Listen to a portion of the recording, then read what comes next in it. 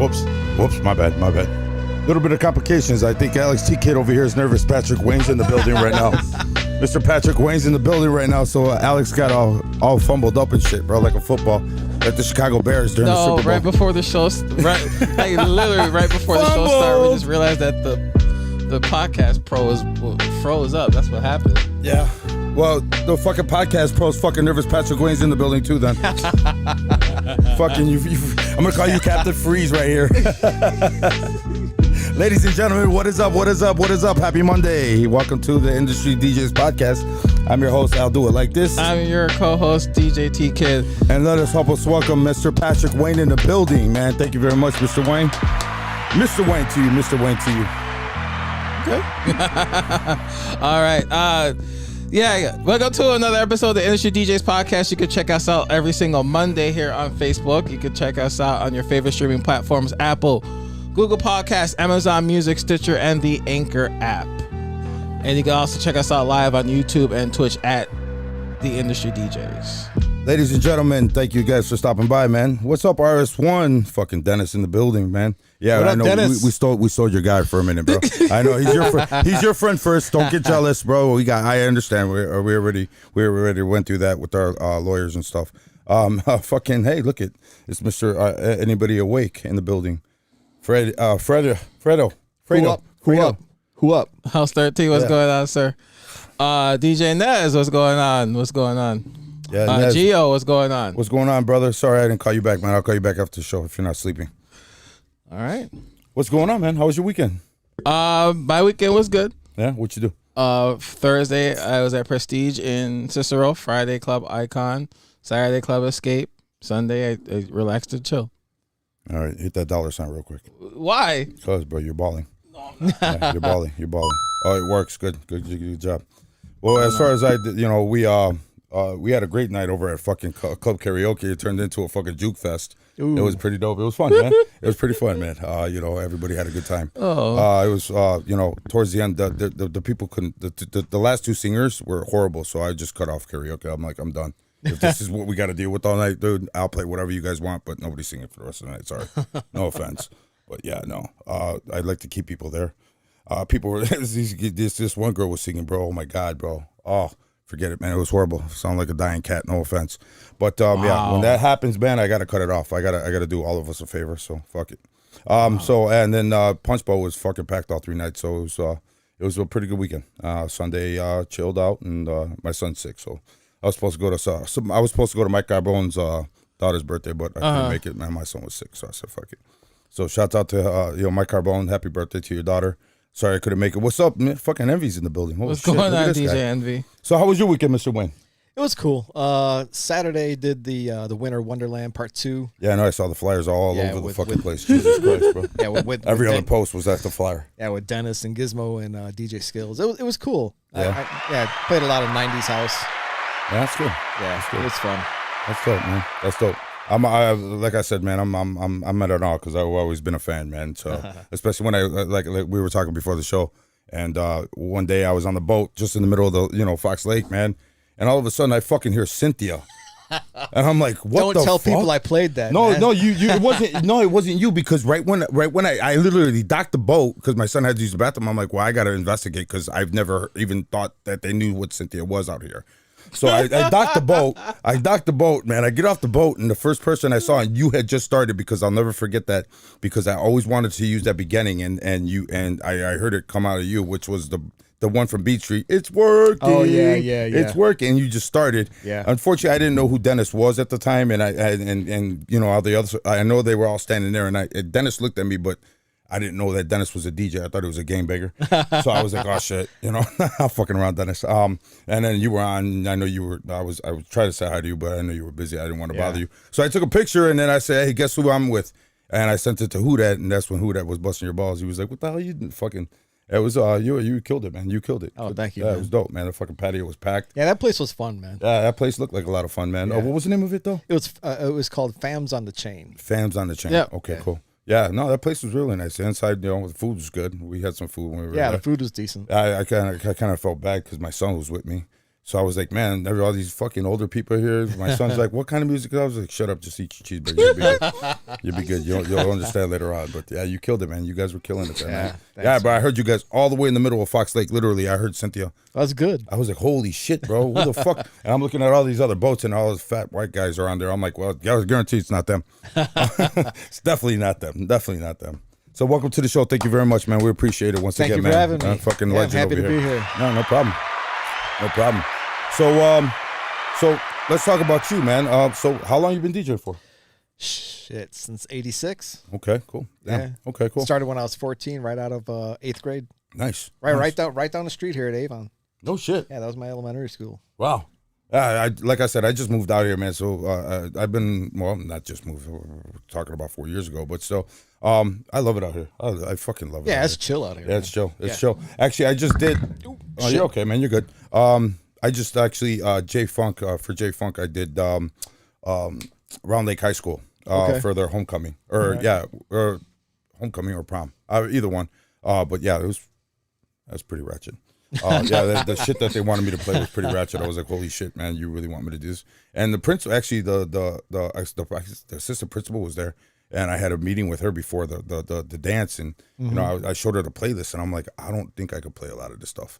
I said, oh, the norteños, and they wanted a lot of that shit. Yeah. Which was a fight to the finish, man, because I started playing that, and then I had different of the demographic groups come up and, well, you're going to play this shit all night? Right, for sure. And then I played skeets type, trap shit, and then I had the Mexicans coming up, no, yo no quiero este cabrón. I was like, oh my God. It was like a battle of the fittest, man. And they got there was 1,000 kids there. I mean, that fucking school's huge, I guess. Yeah, for sure. I mean, I guess they just, I almost said segregated, but separated. Yeah. I guess there's now 2 Round Lake high schools because the place is so fucking huge. That was crazy, man. That's awesome. So you grew up out here, huh? Yeah.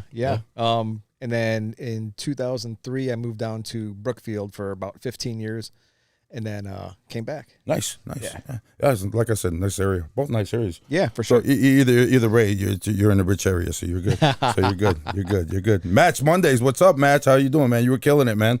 Alex was pretty impressed today. I was. He had that. He had that fucking sinister laugh too when he said that. He was playing the throwback reggaeton, so I was like, "Damn, I haven't heard." Well, I kind of heard that, but there were some tracks I didn't hear in the middle. You almost had this guy twerking in the fucking studio over here before our fucking show. I was like, "No, save it, save it." Right. So, what got you into DJ, my man? Oh, dude. Because back in those days, it wasn't. There wasn't too many inspiration. No, that's for sure. So what got me into, I was into hip hop before I was in the house. Yeah. I know that. Yeah, that I know. Yeah. So I got into hip hop through, Herbie Hancock's Rocket. Really? Yeah. So on the 83 Grammys, they did a performance of it, and the video had all the robots and shit. So some of the robots were actually people. Holy shit. I actually remember that. Yeah, oh my God. Then they got up and started breaking, and dude, that fucking bugged me out. Yeah. And I'm like, how are they moving like this? Yeah. So I got into breaking first. Okay. And then through breaking, I found hip hop, I found graffiti, I found DJing and shit like that. So you were like a diamond in the rough, because that shit's not big out here. Yeah, for sure. And back in those days, there was a lot of country out here. Yeah. So like the next day, I was in grade school. I was like 6th, 7th grade, or even before that. I think it was 6th grade. But anyways, me and my friends, we watched all the award shows and shit like that. And I went up to him. I'm like, did you see that shit last night? He's like, yup. I'm like, what the fuck? Well, he's like, I don't know. We got to fucking find that shit out. So we started getting into the B-boy thing. And then we started, traveling around Round Lake and found other area B-boys and stuff. And we started battling and all that other kind of shit. And that's cool. And then 86, I was in 8th grade. And we stopped breaking, because the fad died out. So 86? No, it was still prevalent into the 90s. Not here. Oh, okay, got it. And then we're like, what do we do? Yeah. And we wanted to start a rap group. So everybody was trying to figure out what they wanted to do, because we were hip hop, right? Yeah, like for hardcore. And That's where all the graffiti out here came from. Yeah. Thanks a lot, Pat. Thanks. I wasn't the only one. Anyways, Yeah, wasn't House 13 part of that graffiti too? Wasn't he tagging as well? Dude, they didn't even know each other. I'm just saying. You're talking way back. He was all the way out there. He was, Patrick was all the way out here, bro. I'm talking right here. I know. So, but I didn't think the Metro even came out here that back in those days. No, everybody wanted to be like, I want to be a rapper, and I was really shy, and so I wanted to be in the back. So I'm like, I want to be the DJ. So I'm the one that stuck with the plan. Nice. Yeah. So nice. that's how I got into it. Okay. So what did you start off with as far as equipment was concerned? I need to know, man, because back in our days it was either belt drive or turntable. Yeah. So here's the story. For 8th grade graduation, my dad said, "What do you want?" I said, "I want a DJ set." He's like, "Okay, tell me what you want. Let's go get it." So I remember this like it was yesterday. It was a Sunday, and we went down to Sounds Music when they were in Wheeling by the Pewaukee Airport. Yeah, I remember. I went there a couple times. Yeah, damn. And right in the window they had 212s, Newmark PPD mixer, all in a coffin, needles and all that shit. I'm like, I want that. He's like, all right, let's go in and get it. So pulled on the door. It's a Sunday. Yeah. Pulled on, click. Oh shit. I said, no. Click. They're closed. They're closed. Damn. And it's like one of those slow motion, no, right? Yeah. So my dad's like, well, let's come back tomorrow. I'm like, I want shit now. I was spoiled. I was a spoiled brat. But I got you. so we went to Hawthorne Mall, and they had a store in there called Allen's Stereo. Oh shit. Yeah. Oh wow. Wow. Yeah. Remember when they had stereo shops and shit in the malls? Yeah. Yeah. So we went in there, and I asked the salesman, I'm like, do you guys sell Technics 1200 turntables? He's like, no, we don't. I'm like, do you have any turntables? He's like, yeah. I'm like, do you have any with a pitch control? He's like, well, we got these. It was a company called Vector Research. Yeah. And so it was basic belt drive turntable with a straight arm with the automatic start and all that kind of shit. But it had a pitch. I'm like, that was good enough. So I got two of those, and we went to Radio Shack, and I got the Radio Shack mixer, the little one with the click fader in it. Right. So got that and got Away started. you went. Away I went. Wow. Yeah. I'm appalled right now that you actually took these vectors before 12s, but you didn't know what you were doing at the time. Yeah. But those vectors. I knew what I was doing, but I was impatient. Gotcha. You know what I mean? Gotcha. Yeah. So I couldn't wait a day. Okay. I needed shit right then. Right. Wow. Yeah. So Wow. that was my bad. I could have started off the 12s. I mean, dude, like I said, man, I looked at the 12s at the first time, and I told my parents about them, and my parents laughed at me. They were like, yeah, no. No. That's a lot of boosters, bro. That's a lot of grass cutting and a lot of boosters, my friend. Right. But then you eventually got them, right? Yeah. Oh, yeah. I bought mine. I bought mine on my own after a while, but after I hit the ground running. I told you my sister was dating a DJ at the time. So then, because I started off with I had the techniques with the pitch control, the roller pitch. Yeah. That's what That's the kind of pitch that these had. Yeah, Rich. I mean it was the same thing. Yeah, but I mean those were a pain in the ass. Those needles, everything. Yeah, I mean, dude. to start it off, it was kind of the belt drive, so it was like, it was like Right. it was like, Then you had fuck. to like develop your push. Yep. Thank God for house music. Thank God for fucking house music. 64 intros, but you had a lot of runway. So it's funny. I got my first set of 12s in probably 94. Okay. But I was on those belt drives since 86 up until then. And I did a party in Palatine in like 93, I think, or somewhere right around there, right before I got 12s. And all the other DJs, it was like a hall party. Yeah. And all the other DJs heard me playing. They're like, man, how are you so fucking smooth? I'm like, what gear do you have? You have 12s? I'm like, nah, I ain't got no 12s. I got fucking belt drives. He's like, that's why you're so fucking smooth. Yeah. That was the first time you used 12s in Palatine? Yeah. So yeah. Oh yeah, bro. I mean, yeah. Well, I mean, in public, there was a guy that lived at the end of my block. He still lives there. But he had 12s. And the first time I played on his was like 87 or 88, I think. Right.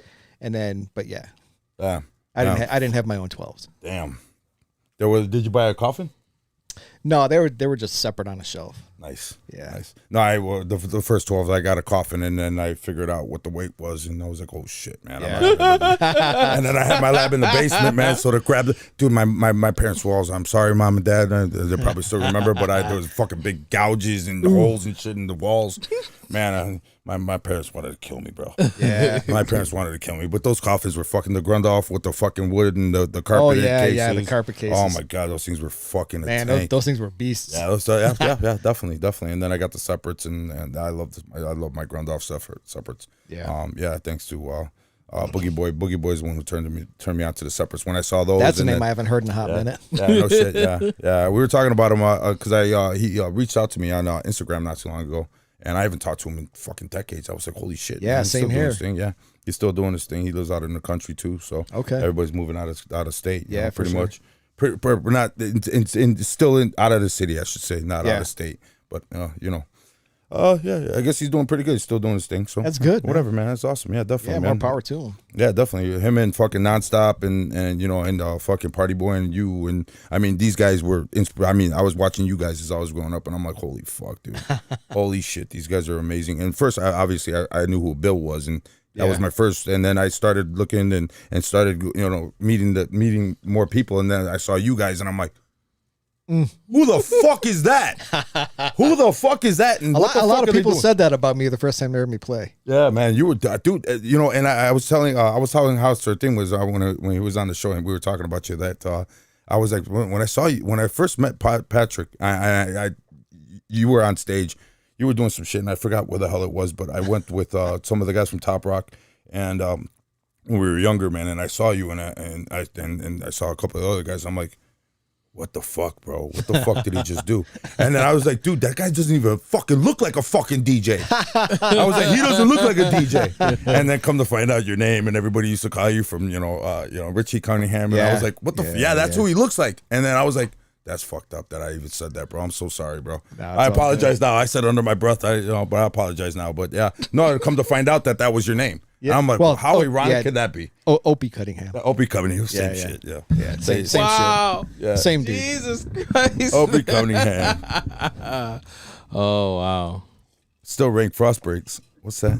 Frosted Breaks. Oh, Frosted Breaks was my very first mixtape. Oh yeah. Yeah. No shit. Yeah, that was. How'd you make it? 95. So in Waukegan, there was I was telling you before the show that the record store in Waukegan, it was called Mix Music. It was owned by Alan Badmix and Tony Santana. Two other iconic people. Okay, go ahead. Yeah, so I had become, I was working at a club that used to be in Park City. It was called Bermuda Bob's. It was me and my partner. And one night Alan would come in there, and I would see Alan at all the hall parties back in the 80s, and just blown away by him. So I'm like, let me show this motherfucker a little bit something. So I started scratching and stuff. And he comes up to the booth. He's like, man, was that you? I said, yeah. He's like, man, you're fucking dope. Yeah. And that's what I said. Yeah. He's like, dude, I'm opening the store like next year. Uh-huh. This is like 94. He opened the store in 95. I think 95. He may have opened it in 94. Uh-huh. Anyways, so I found the store, and I found a store on accident. So I was driving down. It was on Washington. Uh-huh. I was driving down Washington. I was going to a lowrider show that was down in Waukegan. Oh shit, yeah. And I passed by. I'm like, oh shit, there's a record store. So I'm gonna stop there on the way back. And just happened to stop in, and I was looking through records, and I saw Alan. I remembered him. I didn't know if he was gonna remember me. Right. And he said, "What's up?" and stuff. I'm like, just looking for looking through records and stuff. And he says, "You still spin?" I'm like, yeah. He's like, well, you used to DJ at Bermuda Bob's, right? I said, yeah. He's like, I remember you.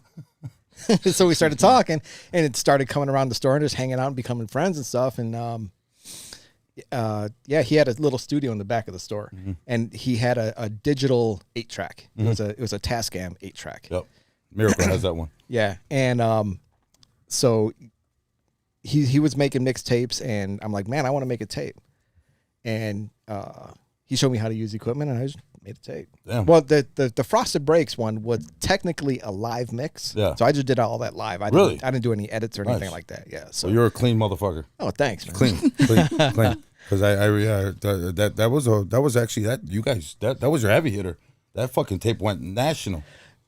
I don't know about that, but the one that went really big was I did 2 of them. It was called Whorehouse. It was Hard House. Okay. So there's Whorehouse 1 and 2. You remember DJ Rectangle? Yeah. From LA? Oh fuck yeah. Yeah. Hello. So his partner was DJ Twist, and he had a distribution company. Uh-huh. And Alan had gotten tight with Twist. And so Twist picked up my tape and one of Alan's Yeah. tapes and pressed CDs and all this shit. And, Oh, shit. and then that shit went national. Yeah.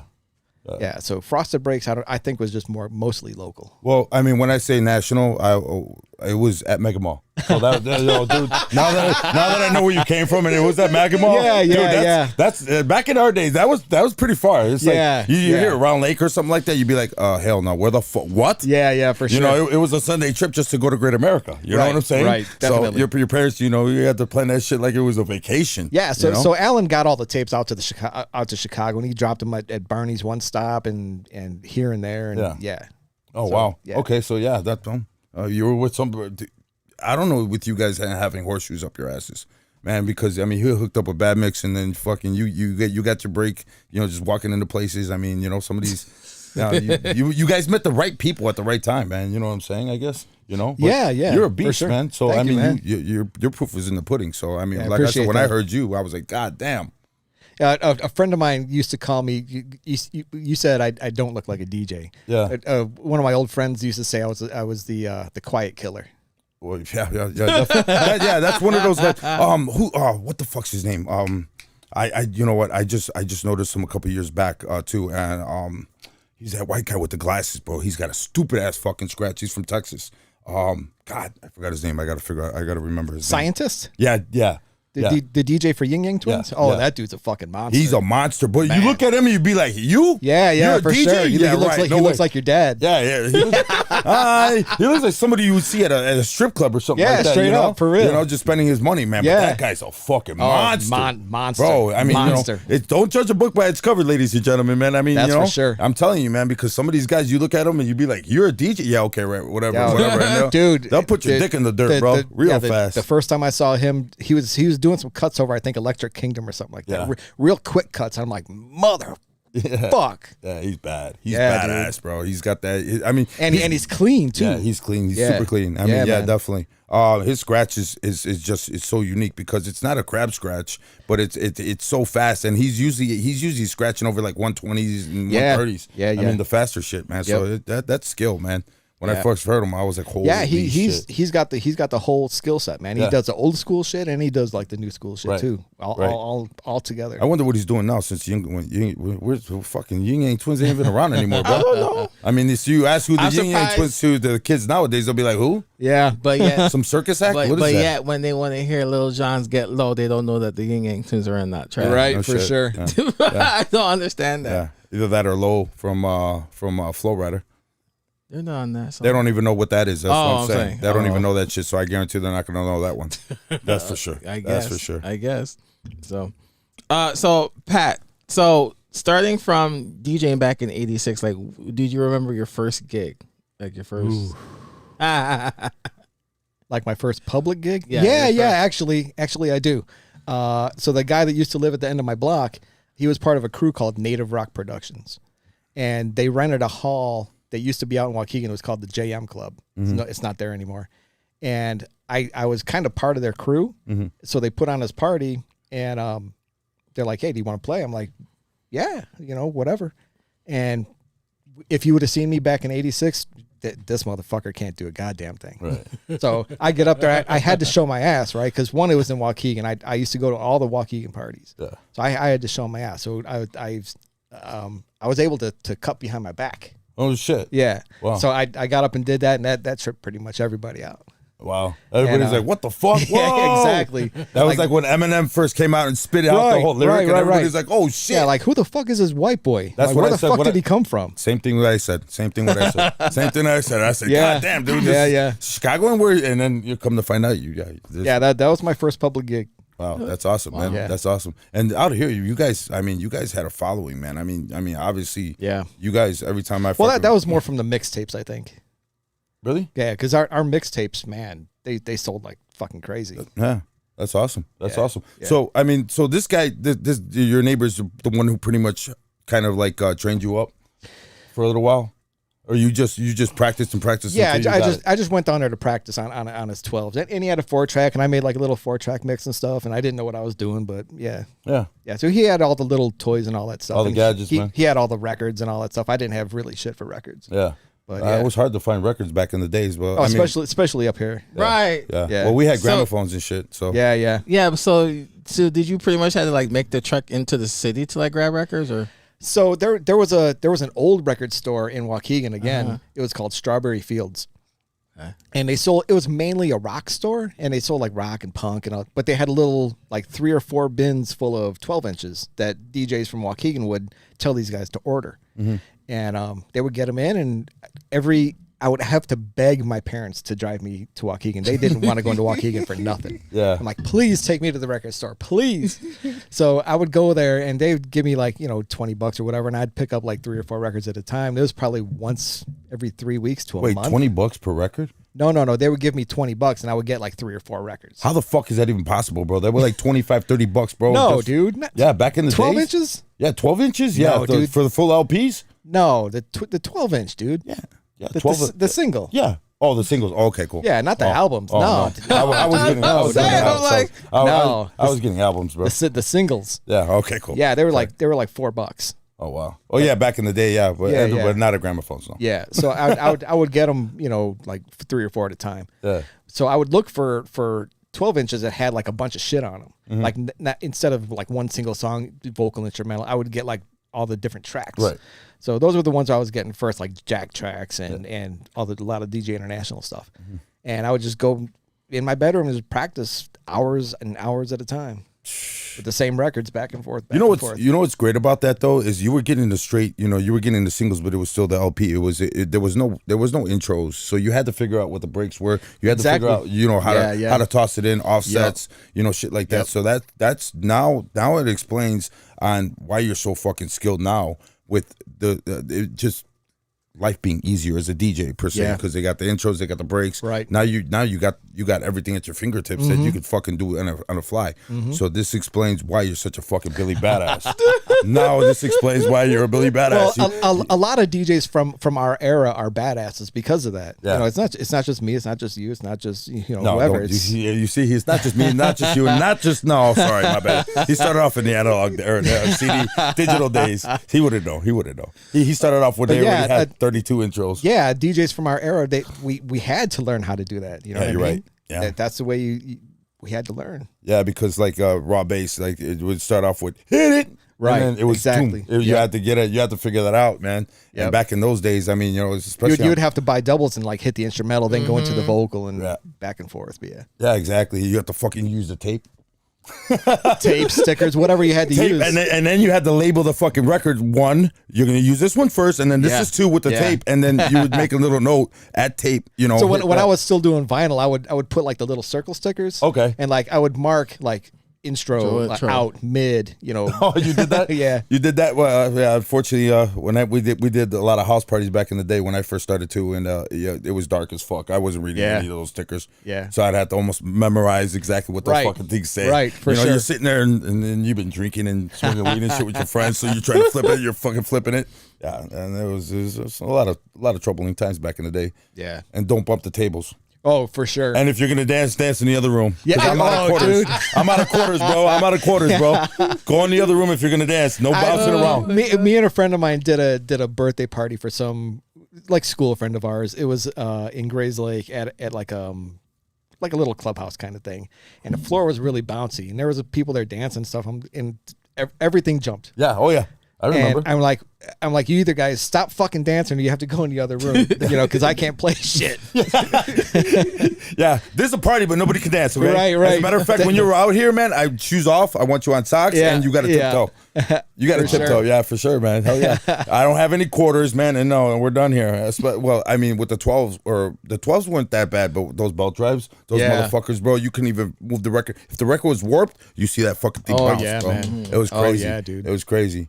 I miss them, but I don't miss those days. You know what I'm saying? Definitely. My back definitely does not miss those days, man. No, with all them crates you guys had to carry back then, though. Dude, not even crates, man, because back in the days when we were doing house parties and stuff, you would have to bring all the equipment, obviously. Of course, yeah. And there was nothing powered. I mean, those crowns and those PV amps, those things were like fucking heavy. 80 pounds each. Woo. And then in a Grundorf case, and then you got to think about it, and then these cases were pretty fucking long. Yeah. So, and then to get into some people's basements, houses. You don't want to fuck up their walls. Yeah. Mom and dad will kill you. Yeah. And then you had the show in Make Vegas. sure you don't- had the show in Vegas. The show in Vegas, the tops alone were probably about fucking 2 feet, 3 feet wide.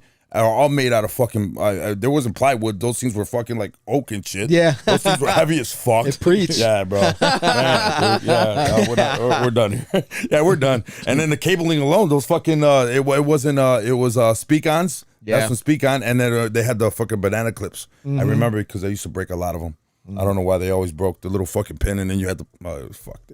It was all fucked. That's crazy. Yeah, you wouldn't even begin to know the struggles, my friend. Oh man. And you better have extra fucking needles. And you better know somebody with a fucking truck. Yeah, definitely for sure. or, pickup truck or a van or something. Yeah, I remember when I started getting deeper into this. My mom actually went out and bought the first Bronco. Oh snap. Oh really? Yeah, my mom had Wow, like the one damn. O.J. Simpson had. Wow. The very, very first Bronco. Yeah, I remember, man. Wow, That shit was damn. dope. Yeah. All right. That's crazy. Yeah, it's hilarious. No, I'm not ranting, bro. I'm just talking about the old days, man. Go Yeah. fuck yourself, Jay. Good times, man. Yeah. Real Oh, quick yeah. in the live stream, we have DJ Blackout, we have Don Carlos Sketch, Jiz Rivera, we have Giz Rivera. we have Switch, we have DJ Gizmo, Philip Quinn, Mix Mob. Ramon Gonzalez, Travis, DJ Smiley. Wow, That's a lot funny. of people are here on the live stream here. So yeah, yeah, Travis turned around. He goes quarters. He lost a lot of people with that one. No, we weren't paying quarters either. We weren't pitching quarters, bro. We used quarters for the needles. Yeah. for sure. Oh yeah. What kind of needles did you first get? On my belt drives. Yeah. Dude, I don't think they had a brand Uh-huh. because I got them from Ace Hardware. Oh well, what Ace Hardware?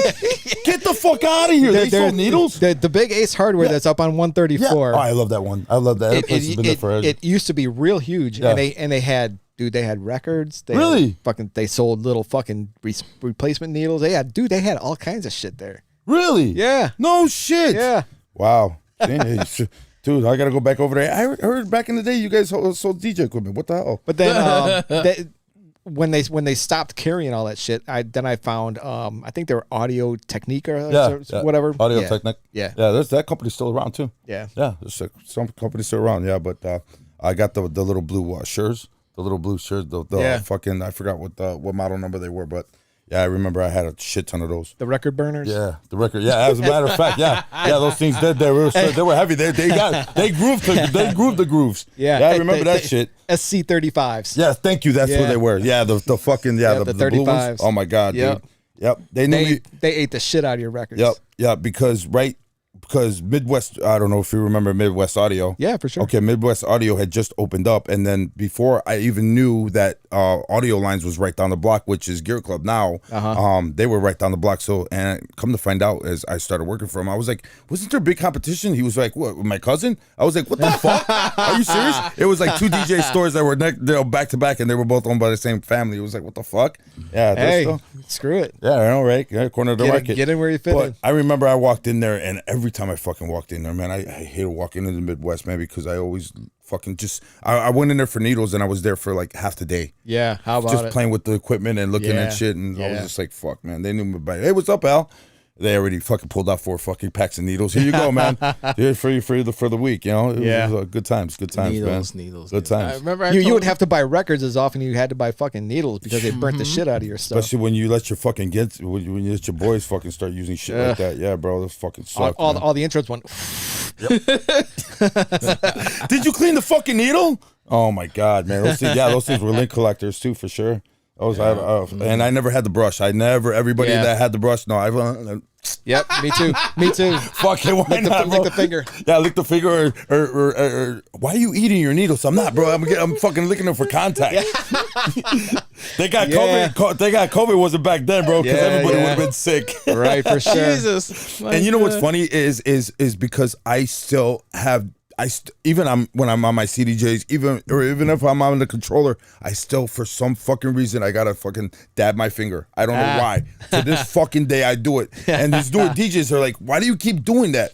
It's just a habit. I can't get out of it. I'm It's sorry. in your DNA now. Yeah, it's just a fucking habit, man. And all the old school DJs be like, "Yo, you start off on turntables, huh?" Yep, I'd be like, yep. "Yep." Especially with the belt drives, because you needed that grip. Yeah, for Some of sure. these fucking belts, man, were fucking pretty pretty stable, I Yeah. should say. Yeah. You know, that was good, man. But when you hold it, you smell like a vacuum cleaner burning. Yeah. Yep.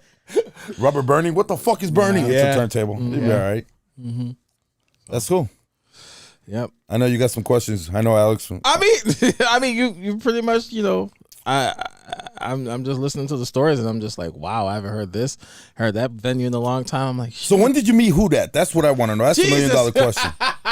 Me? Yeah. Oh, dude. I was living in Brookfield, and there was a dude, DJ Money. He had a crew called the Global Music DJs. Okay. And they did a internet show like every Sunday. So I would go down there and hang out, and I became kind of a loose part of the crew. And then they brought in Who Dat one time as like a guest, and that's how I met him. Yeah. Oh, another white guy. Yeah, another white boy. Like finally. Hey, same thing with Who Dat, man. I mean, dude, you look at Who Dat and you be like, you're a DJ, and then you hear Who Dat, it's like, holy fuck, you're a DJ. Yeah. I mean, bro. I mean, and then you know, Patrick Wayne. I mean, some of these guys were like, what the fuck, man? You would never guess, but then they put it down. And Who Dat was fucking Who Dat to this day is fire, bro. But still, when I first met Who Dat, I'm like, oh shit. And I met Who Dat off of Pump Boy. It was me, Pump Boy, and Tommy Too Tough. We were the Final Four DJ team back in the day. All right. And that was yeah, man. Oh my god, good times. I Good haven't times. seen Pump Boy Lee in a long time, man. He lost a lot of weight, man. Yeah. Well, he actually came last year at the no, fundraiser. It wasn't last year. It was the year before that. It was the year. Yeah. No, yeah. it was last year. Was it last year? It was last Damn, year. bro. Time's flying.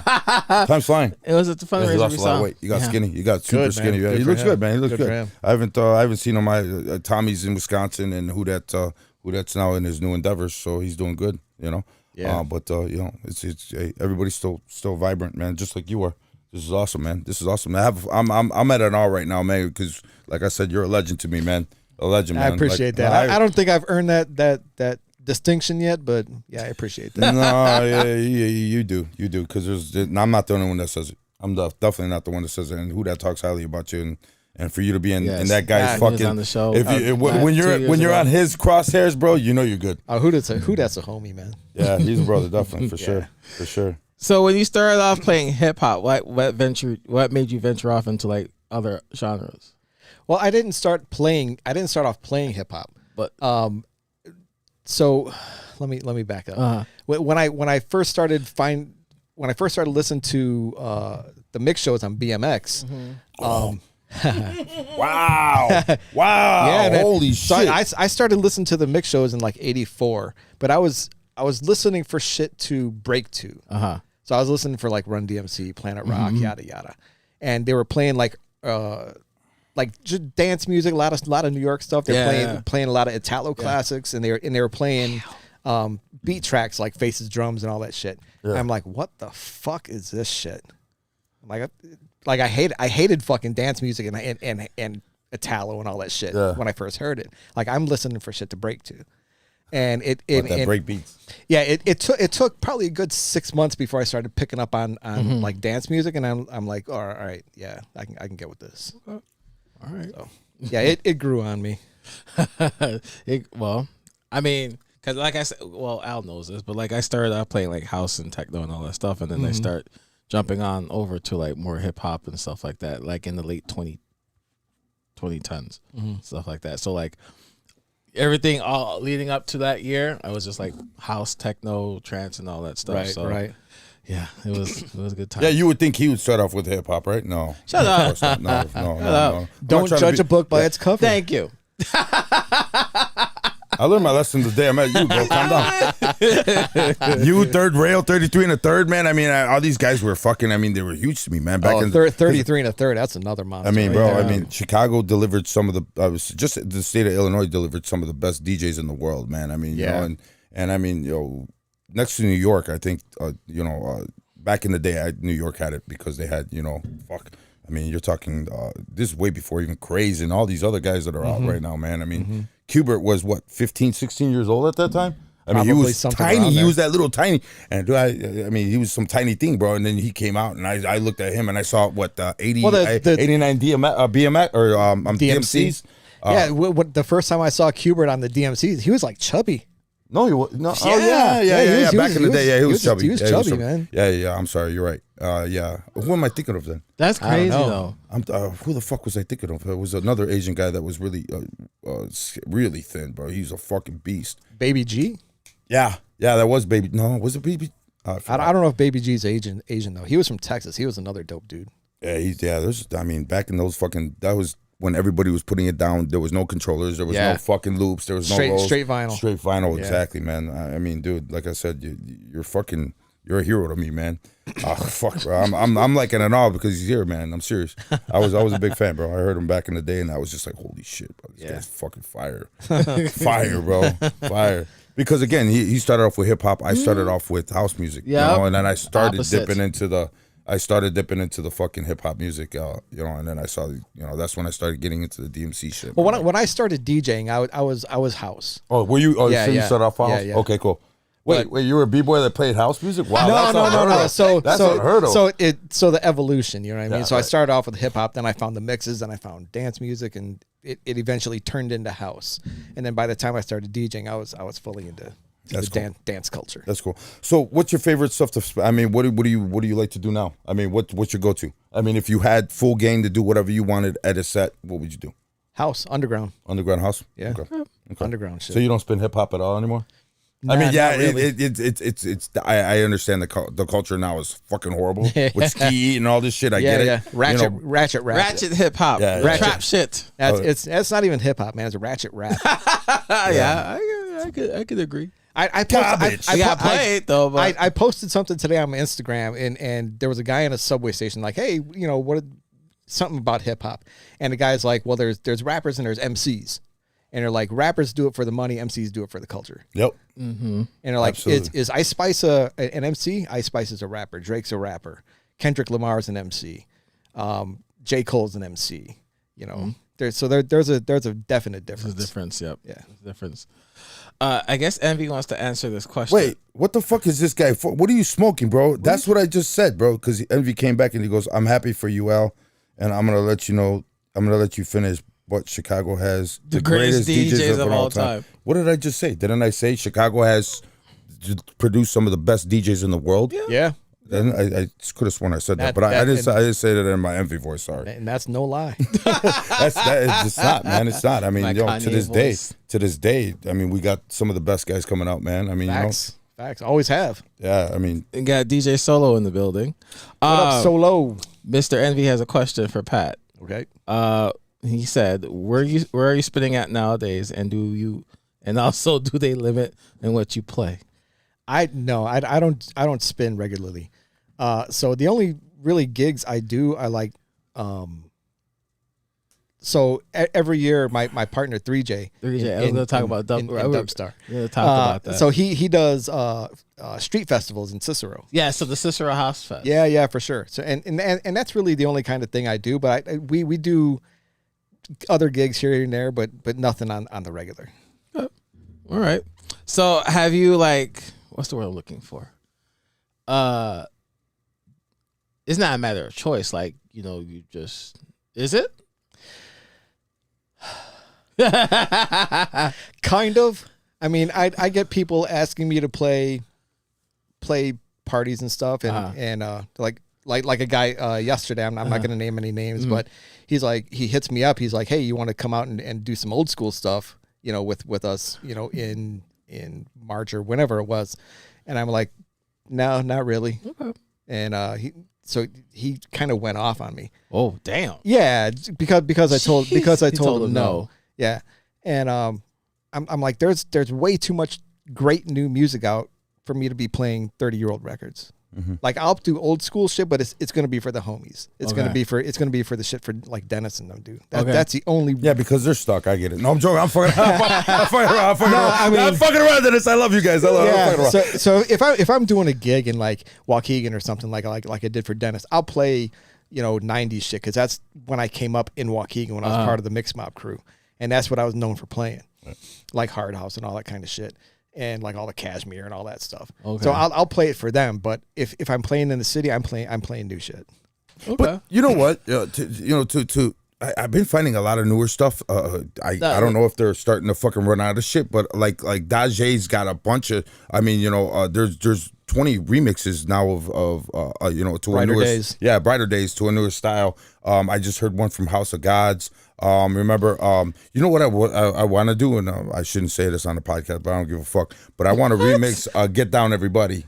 Remember that? Oh, wow. But Holy Noise? Holy Noise. Oh my God, that's still one of my favorite all time. Oh my God, yeah. With a few years ago, I remixed James Brown is Dead. Oh no shit! Wow. Yeah, like years and years ago. Yeah. Yeah. How about Trash Man? Remember Trash Man? Oh yeah, Cosmo Trash. Yeah. Oh my God, that Cosmo was the Trash. shit. That dun dun dun dun dun. Oh my God, man. Yeah. Oh my, yeah, they made some. Yeah. I mean, in the beginning where it had the fucking national anthem. Yeah. Oh my God, there was some great tracks, man. Yeah. All that old or early '90s techno shit. Yeah, hell yeah, I dude. I mean, that's when I was that was my prime when I was over at Medusa's and shit. I love that, man. And throwing in some of that grunge punk shit. You know, that was like when Nirvana first came out, and oh my God, some good times, man. I miss that shit. But they're starting to make a lot of new remixes from the older stuff, which I mean, you could kind of touch that era as well as suffice everybody else. So I guess what you're talking about, like lately nowadays, you've been hearing remakes of like older songs, right? Is what you're saying? Yeah, pretty much. Like for instance, A Craze's "Do It to It." Right. Correct. Or, Right. Yeah, flip it. And like I said, they would take like '90s R&B stuff and turn it into like a tech house track. Yeah. That's real hot right now. Yeah, it's really hot, right? Yeah, exactly. I mean, they're starting to do that with a lot of Chicago house too. I mean, a lot of Chicago houses are starting to come out. You know, Frankie Knuckles, they're starting to flip some stuff in some of the newer music that's coming out. Yeah. So you can kill it. You know, hey, it's an old song that got remixed. Hey, here you go. I'm here though. Right. I'm here though. You know, make everybody happy all at the same time. But so you won't. I mean, for the boys, if somebody hired you and said, I want you to come in and just do an old school set, you wouldn't. The money's got to be right. Okay. Hey, I was no. The reason why I asked that question because I'm like, I feel like for you it's like a matter of choice now because you got to where you are right now to able to say pretty much no. Right. I mean, absolutely. I mean, that's where I get at because, like Al said, you're a legend. I've heard all about you, so I'm like, okay, he's at that point where he's like, I don't have to play everywhere. Right. I could play at the Cicero House Fest, and I'll be comfortable. Right. Well, it's kind of like what happened. Bill did the same thing. He was like, I'm done, man. I mean, you know what I'm saying? I remember when they brought him to the casino when he first started coming back on tour, and they brought him to the casino, and everybody from the old school fucking went there, and they were like, Bad Boy Bill, and he's playing fucking tech house. Oh yeah. What the fuck? Oh, he's always been on the cutting edge, man. Yeah, I mean, yeah, he's a beast, man. But it's funny that everybody, when they found out he was coming back, and they, Bill's coming back, I was like, you're not, you're not gonna like it, bro. I'm telling you right now, exactly. Because he tells you to go fuck yourself. You remember that big party that they did down at McCormick Place a few years ago, where they had like 5 rooms. Oh yeah. DJs. Okay. Some of my friends were there, and I guess the room Bill was going to be in was packed. But Bill started playing all the new stuff like he always does. Yep. And everybody left. Yeah. Except for like the hardcore, Bill fans and shit. Yeah. Wow. But I'm like, what? I'm like. He stays playing new shit. Right. Yeah. So you're not gonna hear Yolanda. Yeah. You're not gonna hear Diamond Girl. Yeah. You're not gonna. I mean, some of his shit. From back in the days, is just. Heavy as fuck. But still, at the end of the day, yeah. Julian brought him out to the Cuban Fest in 2019, and he did a 90s set, and he fucking smashed it. Oh, of course, man. I mean, he had white labels that nobody else had. Oh yeah. I mean, bro, I was like, where'd you get that? Forget it. I'm not even gonna ask, bro. I'm not even gonna ask. Bro, half his shit was all white label with fucking just writing on it, bro. Every time I saw it, he'd walk in with his brand new, fresh fucking Sure book bag. Yeah. For his records. Every time that dude he had pressed and everything. Yep. Bro, I'd come in, half my fucking Sure book tag was missing, bro. Falling apart, bro. Oh my God. I hated crates at the time. What's going on, Calvin? What's going on, Peter Ramos? Mr. Harris was Mr. Calvin.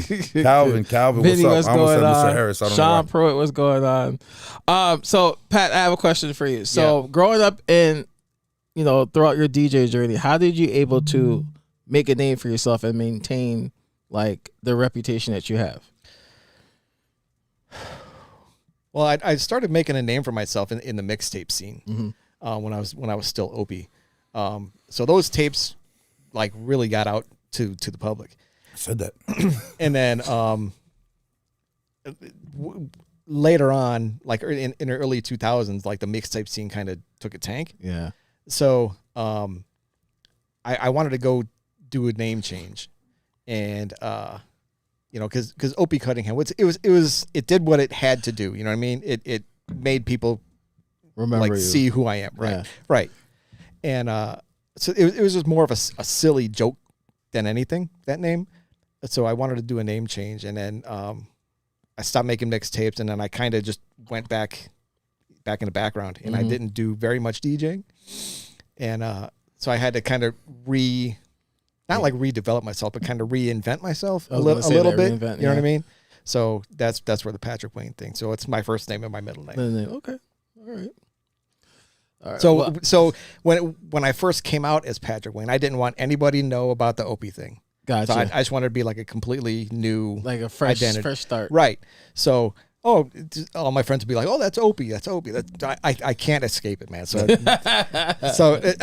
on some of the flyers, if it'll say Patrick Wayne, formerly known as Opie Cunningham or whatever it was, and then people find out that used to be me, and they're like, "That was you? I got all your fucking mixtapes and all this." I'm like, "Yeah, that was me." Yeah, that was me.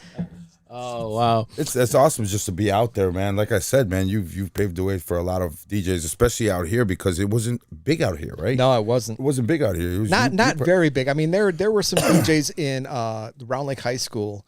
They had a little crew called RST. Mm-hmm. So it was Rodrigo, Solano, Telez. It was their last names. And the baddest dude of the bunch was this guy, Freddie Telez. So they had all the records. They had all the gear and the equipment and shit. Mm-hmm.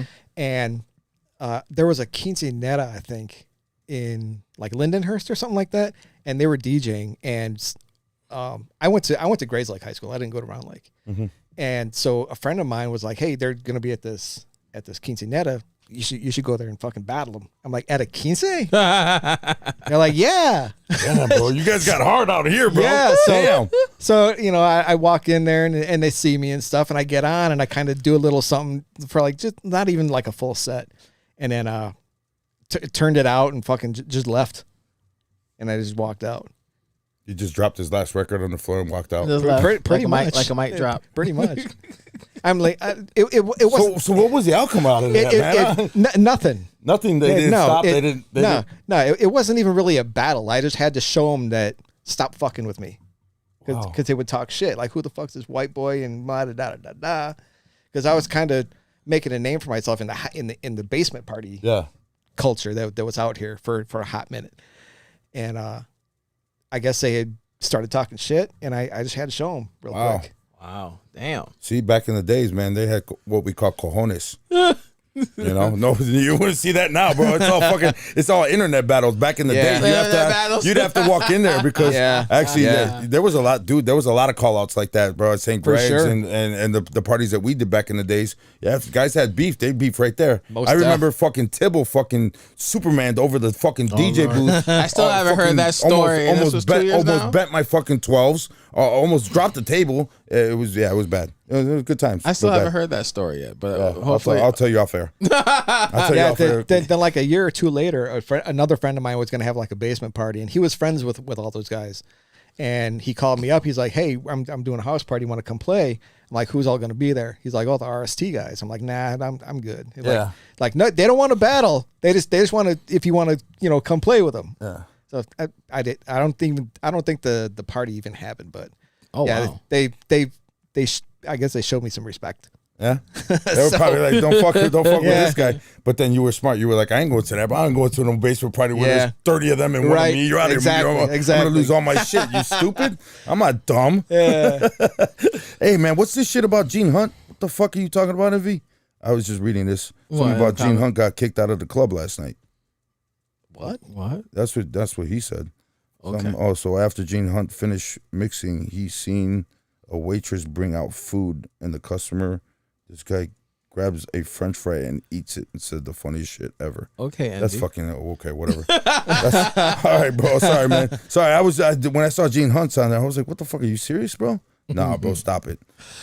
All right. So, Pat, question for you. Yeah. And I think I asked this to all of our guest DJs in the past. So, in the industry, you've seen the industry evolve from you starting off into the 80s until now. So where have you, like, what do you think about the DJ culture now, especially in the city of Chicago, or in the city? I'm not out there enough to have a comment on that. Okay. Because I don't go out. Okay. So sounds like someone next to you. What I said he doesn't go out much. Sounds like you. Dude, if I don't got a DJ, I'm fucking for what, man? Yeah, no, we're older now, bro. For sure. I mean, there's For no sure. reason for us to be out, man. For what? Yeah. For what? It's nothing but fucking headaches out there and very expensive. Yeah. Okay, Al. All right, Al. No, I'm not trying to get it, but you're married, right? No, yeah. You're married, right? Yeah. See, I'm married too. What the fuck we're gonna go out for? For what? For what? You're right, but you still see like the changes throughout the years, though. Like You could turn on the internet and see that shit right off the bat, bro. but like in person, like obviously shit has changed over the years. Obviously, there's controllers out there now. Mm-hmm. There's like you could pretty much be a DJ now, and thanks to social media, you got like the damn, TikTok DJs, you got this Facebook DJs, you got the Snapchat DJs and all that good stuff, and the Instagram DJs and all that stuff. Mm-hmm. So obviously I'm guessing that you've seen like stuff change over the years and stuff like that, or not? more so in the gear, than anything. There's still DJs out there that are still learning how to properly DJ, but there's a lot of DJs out there that don't. You know what I mean? So I can't comment on the gear because technology is going to change regardless. Mm-hmm. But just learn the craft. You know what I mean? Before you try to put yourself out there, just learn what you're doing. Okay. And be able to take constructive criticism. Hey, look, your BFF just showed up. Threejay, what's going on, sir?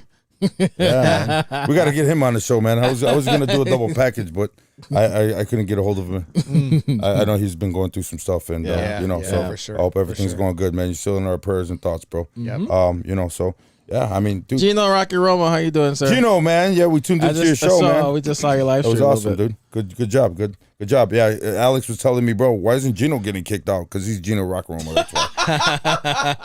And he doesn't go from fucking old school to Rihanna. All right, wow. He doesn't go from old school to Rihanna. All right, that. He doesn't play commercial shit like half these other guys. Why did I get kicked off? Because you just played ski I back didn't to even back. say that.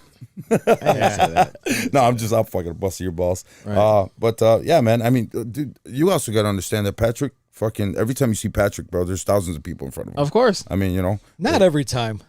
All right, sorry, a few hundred. My bad. So, a few hundred versus the 50 to 60 we have possibly maybe in front of us, man. Not all the time. He's doing festivals here, bro. I mean, go on. It's fucking wall. How do you guys get upon request? Remember, he doesn't DJ a lot. Just remember that. Unless there's 1,000 people in front of him. That's what I just said. Man. It's written in my contract. Yeah, right. So what is your contract? No, you stupid. What's your rider? I want to know what your rider is, bro. Hey, Threejay, what's his rider? I don't know. Let us know, Threejay. Unforgiven said earlier that he had to make sure we have his green Gatorade for him. So green Gatorade and crinkle cut French fries. Bro, this is why he's my hero. Now explains it all, bro. Now explains it all. Okay, cool.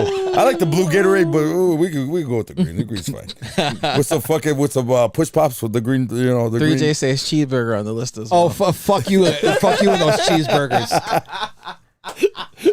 What Threejay doesn't know is the next time I see him when we're having lunch, I'm throwing fucking raw tomatoes all in his fucking food. So explain the story because no, we need to know. So I hate cheese. Really? I don't eat cheese. Wisconsin's right down the block, right? Okay. Yeah. Cool. So the only thing I eat cheese on is pizza. Okay. So I can't stand cheese on anything else. Okay. So anytime I go to a fast food place and they put cheese on my shit, I always fucking call Threejay. I'm like, they put cheese on my fucking burger. So he starts laughing. But he hates fucking tomatoes. Tomatoes get him sick. Really? Yeah. So I'm throwing fucking tomatoes at his ass. Oh wow. Well, I'm gonna take it that this is your wife, Barb. Because she just said you don't like cheese. Yeah. So, okay, good. That's the wifey. Oh, good. Yeah. When she said you don't like cheese, and then the last name gave it off. So since we're on that topic now with you and Threejay, how did that tag team came apart? So the way I remember it is I was posting a bunch of old like rave flyers on Facebook, and one of the flyers had his name on it, and everybody that was on the flyer was getting tagged. So he got tagged, and we just started talking like in that thread. And I used to do little like Facebook Live mixes and stuff, not like direct audio, like through my phone and shit. Yeah. So he would tune into those, and I was playing a bunch of old school. This is when I was still on vinyl, so it was a bunch of 80s, 90s stuff. And he would tune in, and he would check me out and stuff. And we started talking back and forth. And he invited me out to play when he used to do the St. Richard's Fest. So he used to do the St. Richard's Fest, and he used to do the house music block party. And so he was calling me. He's like, I want to bring you out to one. I'm like, I don't know which one. I'm like, why not bring me out to both? Nice. He's like, great. So we started talking, and he's bringing me out to his events, and we eventually found out that we make the same kind of music. I'm like, let's just fucking do it together. That's awesome. That's all. Yeah, that was like that's a dream team right there too. That's another dream team, man. I mean, I'm telling you guys got short horseshoes up your asses. I don't get it. I don't get it, man. I must not get out very often. So, hey, Jesse, I have a quick question, Threejay. Are you that guy that eats ketchup on your cheeseburgers but hates tomato? Because it's the same shit. All right, I'm just asking for Patrick, and I hate pickles, so, I mean, I fucking can't stand pickles. Oh, yeah. Man. We talked about that That's last fucking time. disgusting, A couple bro. months ago. We My talked kids about love pickles, and they'll fucking eat a jar of pickles, and then they'll come, hi, Dad, and start bleh. Man, I still love pickles, but when I was a kid, I used to drink the juice. Oh, no. Man. Oh, yuck. Yes. Right. Eat the last pickle, drink some of the juice. Threejay says ketchup, Snap. yes. Tomato, no. That's what It's he the said. same shit. Yeah, that's what I just said. It's the same shit. shit. That's why I said he's one of those guys that likes ketchup but doesn't eat tomato. I don't get Man. it. I don't get it. I hate relish too. Maybe it's the raw tomato. I don't know. Maybe Some with the I don't know. seed. Maybe I don't know. I don't know. So what got you into producing, Pat? Because I had a question. Someone asked about your Angel Eyes remix. Oh man, that's really old. Anyways, what? This is probably late '80s. He had to remember. He was like, No, wait a minute, no. what? I want to backtrack. Like the late '80s. I always thought producing was the next step after DJing. Okay. And I always wanted to make music. So like I used to play drums and all that shit when I was a kid. So I always wanted to make music, and I didn't know how. I had no ideas. I didn't know how to work any kind of gear. But I would call up like DJ International, because they had the phone numbers of the labels on the labels. Yeah. I would call up DJ International. I would call up Sinister Records and talk to fucking Rick Garcia. Hey, I want to come in and cut a record. You got to be on the label to do that. I'm like, great. How do I get on the label? Do you have any ideas? No. Do you know how to work in any of the gear? No. Click. Bye. Damn. So, I got a computer through Bad Mix, that had, I think it had SoundForge on it, and that was my first it had SoundForge and had an older version of Acid Pro. And I just sat down, and a friend of mine, John Kennedy, he was on Acid Pro and Fruity Loops at the time, and I would ask him, for pointers and tips and stuff, and he taught me a lot. Him and this guy Rudy V from Wisconsin, he taught me a lot too. So I would just go trial and error, and just started doing it. Okay. So how many tracks have you remixed or produced? hundreds. Wow. Now, I wouldn't say hundreds, but there's a lot. There's a lot out there. There's a lot. Jizz just commented. He said he still plays your Angel Eyes remix to this day. Damn. Still to this day. That was something that I was not aware of. I didn't know that you made remixes. Yeah. Yeah. Every now and then I'll fuck around and make something. Okay. So how did Dubstar recording? How did that came about? That was Threejay's. That was Threejay's idea. So Okay. we started producing. Then we just send off stuff to other labels. Yeah. And he had the idea of wanting to do his own label, but he figured that he wanted to make a name for himself first through these other labels, because he was doing a lot of stuff with Steve Hurley's label SNS. Oh. Nice. Yeah. So So he wanted to do his label, but he wanted to give himself time to build up his name. So when he came out with the label, it would work. And he asked me if I wanted to do like A&R and stuff like for it. And yeah, it's all we worked together, and we just started putting out our own music on Again, Dubstar. I don't know too many people who have horseshoes up their asses. I don't get it. I don't fucking get it, bro. I don't. You just have to do it. I do, man, and I don't got a horseshoe up my ass. This shit doesn't fucking turn into gold like that, man. I mean, that's awesome, though. Man, it took a long fucking time to get where we are. Yeah, but to find the people like Threejay and the crew that you're with and Dennis, and I mean, these guys are you guys got history together. I mean, you guys wrote you wrote the book on this shit, man. I mean, you don't find too many people that had that. You know what I'm saying? The majority of the people now they're rewriting the book now. Yeah, but. The book is written by you guys, by, obviously, fucking beasts, bro. Beasts. That's all I can say. Threejay says, trust the process, man. That's it right there. Trust the process. That's right, Al. Like I've been producing since 2005, and just in the last probably 4 to 5 years, our shit just started to pop. I've been doing this for a hot fucking minute. Yeah, I made a lot of remixes, but I never put them out like that. I just never did. 2010 through 14, I wasn't producing tracks. I used to do like a lot of mashups. Okay. Like if there's something I didn't like about a particular song, I would be like, okay, maybe this song will work with this beat or something like that. So I would just do mashups and that's why you remix every Katy Perry you had. No. But that's why I was like, like back then a lot of DJs I was working around, they was telling me like the mashup king because I would have a mashup for this and I have a mashup for that. But I'm like, and even to my DJ sets till this day, sometimes I play a mashup or something like that.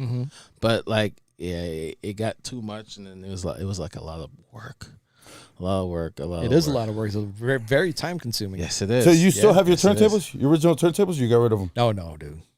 The belt drives or the 12s? The 12s. No. You don't have them? No. Really? Those are my second. Those are actually my first pair that I've ever had. Nice. I kept them. The first pair I had gray ones. I had to sell because I was on some hard times. So needed some money. I understand.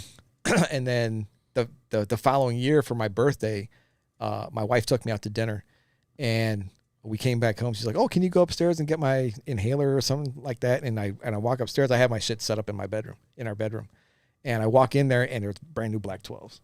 As you're coming down with the inhaler, dude. I looked at them. I had to do like a triple take, and I cried.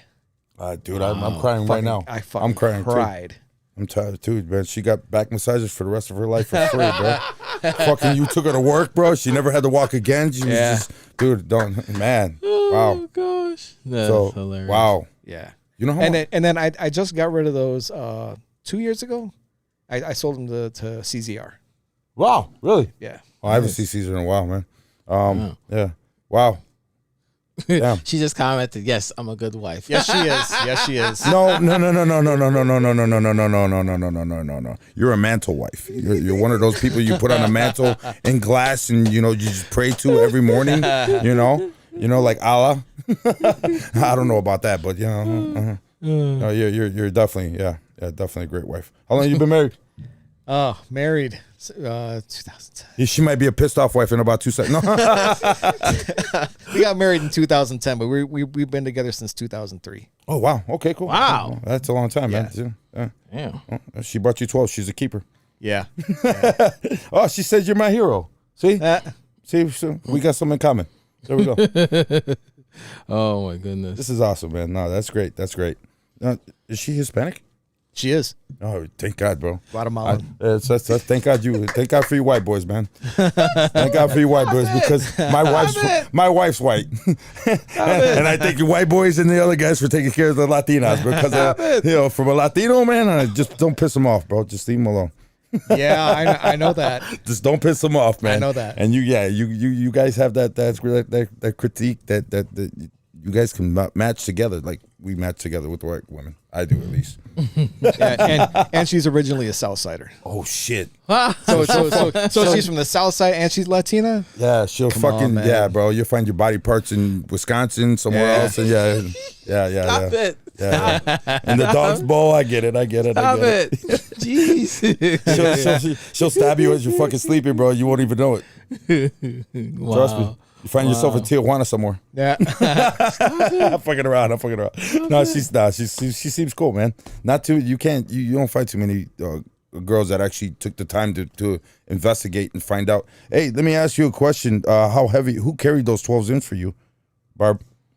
When you bought them, and where'd you buy them from? So she did the research. She planned shit out with the guy that actually introduced her and I. Wow. Yeah. So she contacted him, said, "Hey, I want to get these turntables for Pat, and I'll give you the money, just go and get them, and then we'll let you into the house. You can set them up while we're at dinner, then just come meet us for dinner." And that's what he did. Who was this guy? His name's Alex Machopoulos. Okay, cool. DJ Threejay. Okay. That's awesome. Yeah. That's cool. Yeah. So, have some trust, man. Have some trust to give him fucking what, about $2,500. Yes. Yeah, with taxes and everything, and probably something around there. Yeah. $2,500 nowadays. Yeah. Yeah, they're expensive. I know they're expensive. I think you got them from Audio Lines. Well, did you? Yeah. Okay. Yeah. Well, that was Chicago back in the day, man. So you had to that was a long drive. That was a long ass drive. from Audio Lines. Audio Lines was on Clark and what is that? Clark and Belmont, and then the drive all the way down. Fuck, man. It's a long drive, man. So that's a good friend, great wife, and good friend. Yeah, for sure. Congratulations to you, bro. Lucky you. See, not all of us have horseshoes up our asses. Nobody. So what's in the future for Patrick Wayne? Just trying to make good music, man. Okay, that's it. It's hard work. It is. But when you get it, it might not be so rewarding financially, but it rewards your soul. You know what I mean? Mm-hmm. So if it makes you feel good, that's it. I don't make music for money. Like I like making money from music, but that's not why I do it. I like it because I enjoy making music. Yeah, and then I'm pretty sure when you drop your track at the fest or something like that, you get the good reaction to the crowd as well. Sometimes, yeah. Sometimes, because especially at the Cicero Fest, that's a big old school crowd, Yeah. and it's really hard to break them into new music. Oh, of course. Especially if it's something that they have never heard. Yeah, and so you kind of get the reaction you expect, but we're trying to chip away at them. Yeah, which answers your question. Actually, the question, that $1 million burning question: why is the South Side so stuck on everything else? He just told you. Why. It's not even the South Side. It's that section, just like that little section of the Southwest burbs, like Cicero, Berwyn. Exactly, Summit and the South Side. Yeah. He just mentioned the whole South Side. Okay, the South suburbs. So South suburbs. Not South Shore, because they're in the trap music, obviously. Yeah. So Cicero, Berwyn, North Riverside. Yeah, all that whole section. Yeah, the whole South Side. Let's go back to the whole South Side. No, man, but yeah, it's. I tell Threejay all the time, and I tell a lot of people this. I'm like, if we're not playing the new shit, nobody's going to. Everybody's still gonna be stuck, right? Absolutely. You're not gonna. If no one's, he's right. If no one's gonna play, you're not gonna hear the new music. That's right. Out there. Exactly. You're gonna hear. But see, here that's a big difference between now and back in the days, is because they used to have to go to the club to break new music, for sure. Yeah, of course. And remixes and stuff like that. Even the shit that a lot of us didn't even play the shit that was on the radio. Yeah. I mean, you didn't have it. Even some of the DJs didn't even play the shit that was on the radio, man. So you had to. So now, and Barbara and I were talking last night. Fuck, I forgot where I was going with this. With the music and stuff like that. Yeah. Fuck, I forget. I should have cut you guys out, but it'll come to me. Yeah, no problem, man. I mean, yeah, he's a great guy. We know. I don't know how he's his husband, but he's a great friend. So he's cool. You're good, Bob. You're good. But Jizz just commented. He said he lives in Cicero, and he could agree that the music is played the same over there, everywhere. Yeah. And it's but it's we talked about this several times when we had House 13. Yeah, we had the episode with with North versus South Side DJs. With Maria. I remember, bro. I mean, she's in the live stream too. What's up, Maria? Definitely. What's up, Maria? I mean, but there's other even with the old school shit, bro. There's still so much more music you can play out there, man. That's exactly what I was gonna say. So a lot of people that see me post on Facebook, like I talk a lot of shit about old school DJs, and it's not really talking shit technically, but they're like, oh, why do you hate old school? I don't hate. I fucking love old school. Yeah, it's where I come from. It's my roots. Right. So what I hate is the same old school. Right. Like there's this whole fucking conglomerate of fucking music, but they play like this much of it. Right. They play. All right, they're in the safe. They play what's in the safety zone. What everybody knows. Yeah. Diamond Girl, Yolanda. That's it. The commercial shit. Cynthia. That's it. I mean, not UFO or some of that really like old schools. You know, some of that the non-wording shit. So that's kind of my shit. Like if I'm gonna do old school, I'm gonna play shit you fucking forgot about. Yeah. Right. Exactly. That's gonna be like, oh shit, I remember that. Oh shit, I remember that. Oh shit, I remember that. I mean, bro, like, what the hell was the name of that track? I gotta remember it, but it was salsa. She was a salsa singer. She was a Southside singer. No, salsa singer. Yeah, and then she came out with that tribal house track. And India. India. Thank you. You don't hear that? Dun, dun, dun, with the congos in the background. They play that shit. Oh, do they? I haven't heard that in a while. Well, I'm not on the south side, so I haven't heard that in a while. I haven't heard that. River Ocean. Yeah, River Ocean. Love and Happiness. Yeah, I haven't heard that in a while. Yeah, they play that a lot. They play that a lot. Craziness. Hey, wait a minute. What's this I just saw about the casting couch? What the fuck? He's still dead. I just saw that right now. I was just looking through my notifications. I'm like, wait, that's my couch that's empty and something. All right. No, Patrick, man. I told you I like white women, not white. No, I'm joking. Nah, man. But this is awesome, man. This is great, man. I'm like, man. Like I said, man. There's not too many times that we can interview a #1 legend and somebody from the old school. Yeah. You know. Yeah. So this is very interesting. Patrick, when he's been there. He's earned his way to get the respect that he got as a DJ. I like to think that. You think? I've earned it. Yeah, he earned the respect that he got. Well, I mean, especially out here, man. I mean, like I said, back in the days, he had there was like him and another DJ that were the only two DJs out here. I mean, man. So I mean, it was a battle to the finish, man. Yeah, in Round Lake especially, there were very, very few DJs. Like it was me, the RST guys, the guy that I was DJing with, and I think that's it. Unless you're talking like mobile DJs or club DJs. Yeah, but like street DJs like us. Yeah. Nah, man. So why is that? Because I mean, it wasn't. I mean, there was a lot of farm town out here too back in the day. Yeah, you gotta understand. It wasn't as populated. I know, right? But because even like back, because obviously in the city there was like a lot of DJs in the city. Yeah. Way too many to count. Yeah. Around the same time, but like back then up north there wasn't that many. No, because we had turntables. You had to learn how to fucking figure out analog, bro. There was no computers back in the day, bro. Yeah. So now anybody now it's saturated because you can pick up fucking PC DJ and it'll do it for you. But so let's take out the decade. Let's just bring it back to the early 80s. Like then you're gonna see a lot of people fucking quit really fast, really fast. No, but I'm saying like bring it back to the early 80s when Pat started back then. There wasn't that many. He just said there wasn't that many DJs out here. There in Waukegan. In Waukegan, there was a bunch of DJs in Waukegan. Because that was kind of the culture out there. Yeah, people forget, man. Back in the 80s, Waukegan's like Chicago North. Right. Back in like the 80s and even into the early to mid 90s, there was a vibrant fucking DJ and house scene in Waukegan. Like Waukegan used to pop, dude. Yeah. And it fucking just it stopped like fucking cold turkey for some reason. I still ask my old school friends about that. I'm like, what the fuck happened? That's what I'm trying to figure out. Like, what happened? Yeah, and nobody can figure it out really. Because like I remember, like my sister used to go out to like this club out here in Waukegan. I don't know the name of it, but she always used to go out to Waukegan because it was like because she didn't want to go in the city a lot. She didn't want to go away into the burbs. Yeah, and she used to go out to this damn club. I don't remember the name of it. It was like her and her little high school friends used to go out. And all of a sudden, like, they don't go out. How like, what years are we talking? Like 90s. 90s. Depending on when in the 90s, could have been Bermuda Bob's.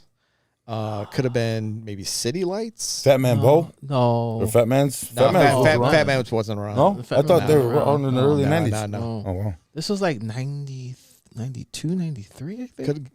Bermuda Bob's was around then. Yeah. But that was in Park City. So, which is right outside Waukegan, so you probably could call it Waukegan. Yeah. But yeah, she used to go out here all the time, and then she just stopped going. And then I didn't even know where Waukegan is. You had to tell me Great America in order for where it was. But then there was like not that many. There wasn't that many DJs compared to into the city. I'm trying to figure out like why is that? And then even when we More had population, bigger population. and Yeah. and even so, Exposure to it. Yeah, exactly. and even so, like Cultures. they kept it like the DJ community out here was a little so close and tight knit compared to what it was in the city. I mean- so that's what I was trying to get at. I'm like, how's that? And even when we had the table talk guys, Unforgiven and Skills, like they even mentioned that, like it was so close. It was like a tight knit, close community back there. So I'm like, what the hell? Yeah. Mm-hmm. I don't understand that. It still is. Yeah, like back It in is. back in the 80s, there were a lot of DJ crews in Waukegan, man. Really? Yeah. In the There was DDI, there was Explosion 80, there was Divine Sounds. I remember Divine Sounds. Yeah. Who else? Dub Sounds. That's Yeah, there interesting. were a handful of crews. Wow. Interesting. And We never traveled outside of the city. yeah, That's the problem. there was a big culture up here, man. Yeah. In the city there was a huge culture too, but Oh, they yeah. were all, we were all like Obviously, north siders, yeah, south like siders. Chicago, We wouldn't cross viaducts. Right. I know, right. but You know, it was Chicago like was gangbanging back in the day. stupid. Chicago was explosion with DJs. It was like a damn. It was like fireworks out here with the amount of DJs. Even till this day, there's a new DJ that pop up in the city everywhere. Oh, I'm sure. Like a roach. Probably I know. probably like every a day. roach. Like a roach, bro. Like a roach. And I'm sure there's a ton of DJs out here. You just don't see them. Yeah. Turn on YouTube. And then just put out any DJs from blah, blah, blah. I guarantee. I mean, a lot of guys are doing Twitch and all that shit now, Yeah. which is, Yeah. being a lot easier, obviously to get out there, but then you got to get the following to get out there. And then once you get that, then you're golden. So, I mean, from what I understand, TikTok, dude, TikTok's fucking blowing up right now with that shit. Yeah. I mean, big time. I mean, and they're getting paid. People are getting paid. So why the fuck do you have to? Why do you want to leave your house? It's much easier now than back then. Oh, you damn right. I know. For sure. For I sure. know. Yeah, definitely. Back you guys then- don't even know back what then- analog was. It was a chore. And It was definitely a chore. I was just having a discussion with one of my old school buddies the other day on Facebook, and he was posting like he was saying that he thinks his opinion is that all the new DJs that are coming out need to learn how to DJ on vinyl. Oh yeah. And I told him, fuck no. I'm like, let them learn how they're going to learn, what they're going to learn on. They're never going to fucking touch vinyl. Why should they have to learn on? You may never know. I say that. You may never know. You never know, but it all depends on who they're being influenced by. If they see like the CDJs and all that shit, and that's what they want to learn on, fucking let them learn on that. You can still learn how to DJ on CDJs. You don't have to fucking sync everything. But no. I take that back because you know what? He's absolutely correct about that, man. Because when my dad's a mechanic, I'm a mechanic. So my dad never let me fucking touch a fucking a air ratchet until I learned how to use a regular ratchet. So he was like, "You're not gonna, dude. These things can fucking obviously they're dangerous. Yeah. In the mechanic world. Yeah. But you're not holding that ratchet. You're gonna fucking rip your arm off. But obviously, But he was like, no, you're gonna learn the basics first, and then once you start learning how to use that, then you can go move up to These new DJs not right now. They're playing on controllers. You can see it. Some of them on Twitch or TikTok, like they're playing on controllers. But one of these days, they're gonna walk into a club. And they're CDJs. And they're gonna put their controller on top of the CDJ. Yeah. That's fine. Stupid. Yeah. That's cool. That's great. Problem solved. Yeah, and that's another problem that has to be addressed. Learn how to DJ on other shit other than your own shit. I That's said right. this. You actually said that. Who that said that too? Yeah, when you're at the festivals. Yeah. These guys are walking in with controllers. Well, yeah. So the thing is that we give everybody 45-minute sets. You don't need to bring your laptop. You don't need to bring your own controller. We're going to give you industry standard shit to play on. All you need to bring is your headphones and a USB. You're playing for 45 minutes. You don't need 10,000 songs. Right. There you go. Okay. Done. All right. See? Perfect. But people don't know that there's a scroll knob, and then you can actually have the arrows, and Right. then they're actually linked together sometimes. So all you have But to do again- is use one USB. And Pat's right, but they do need to learn on other equipment. But these new DJs are not going to do that. It's funny though, is Like- because people be But- like, "Well, so how am I going to learn? Where am I going to go to Guitar Center? They got this shit hooked up, bro." But a lot of clubs, I don't know about nowadays, but I can only imagine that if somebody's coming into a club, that they're gonna allow them to bring in their own shit. I've said that. And around the first episode when we started this show out, I'm like, you're gonna have to learn how to play everything because a club promoter or a club owner. I said no. I have to learn how to play on everything. Oh, okay, I'm just saying we talked about this when we first started the show. I'm like, a club owner's gonna look at you crazy. You walking in with a controller. They're not gonna let you bring a controller walking into a club. Look, the only time that you're allowed to do that is if their fucking equipment's fucked up.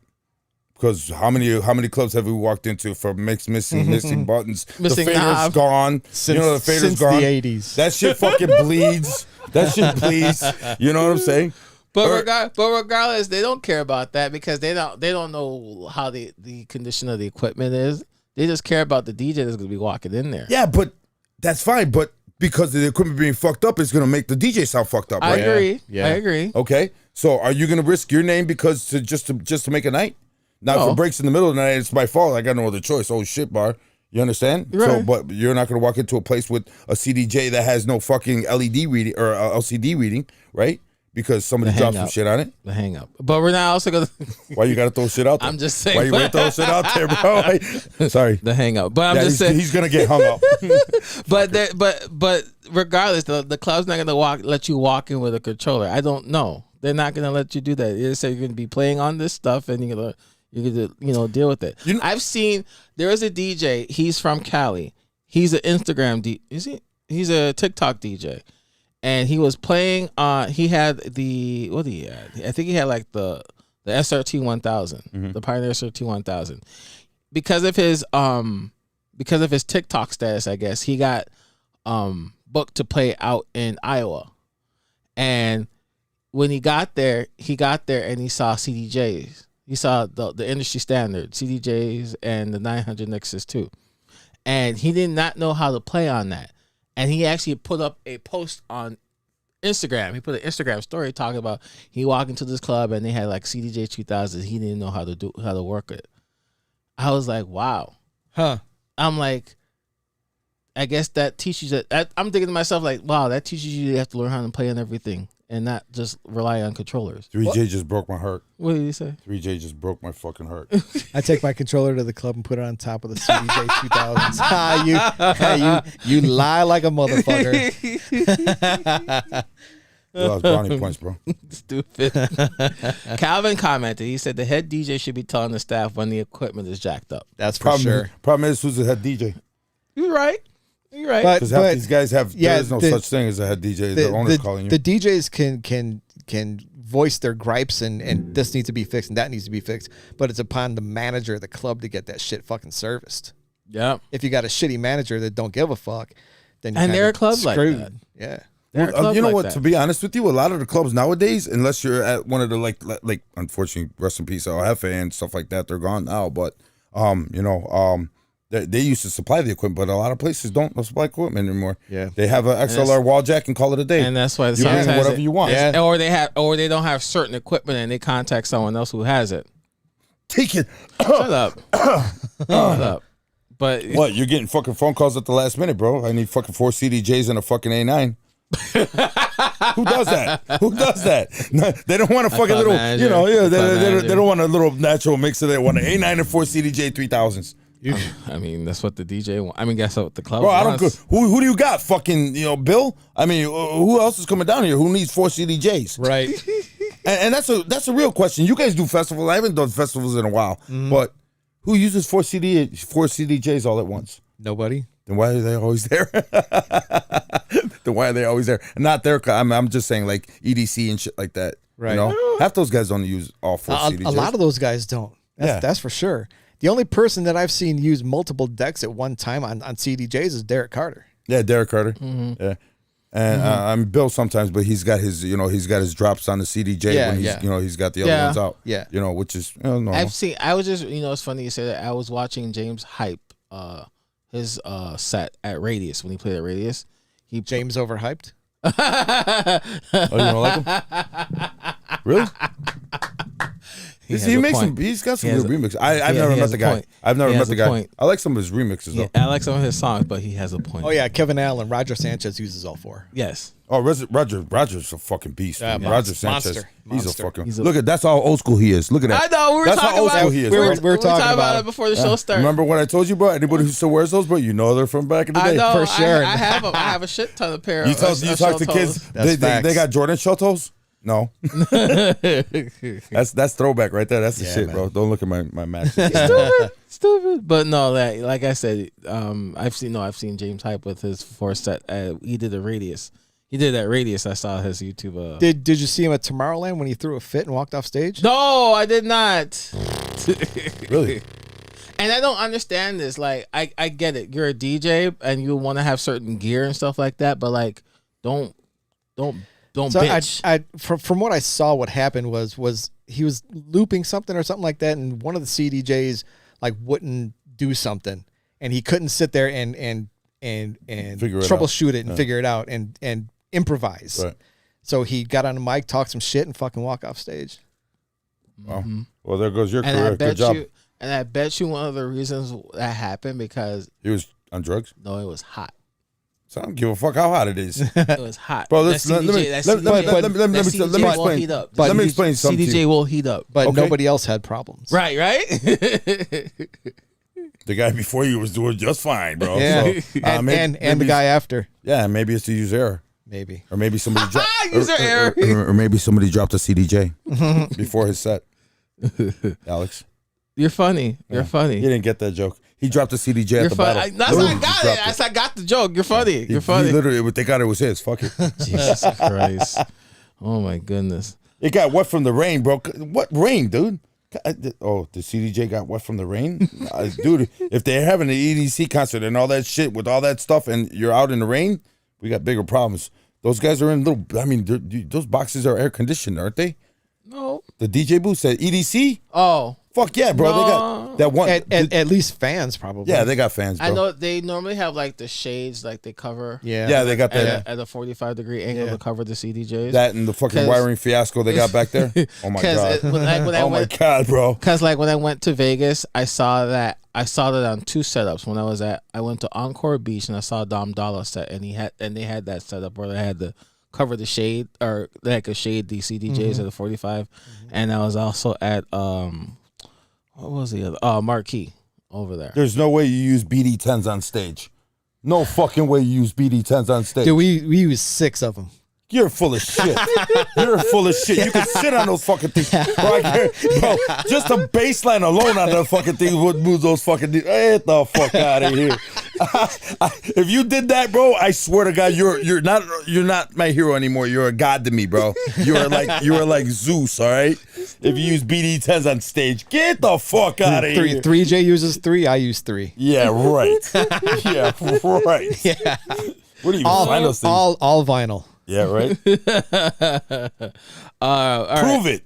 Prove it. I want video. I need to see this because you're my hero right now, but we could go God status in about 2 minutes, right? We can go God status right now, bro, because that's impossible. That is impossible. Hey, I know Jesse wasn't here when we were talking about it, but when in the beginning of the show, he was telling me how, he had these, those, the first turntables he had that were belt driven and everything. Vector research. Yeah, the Vector research where he had to have people dancing in the other room. Now, I guarantee with those BD10s, it was the same goddamn thing.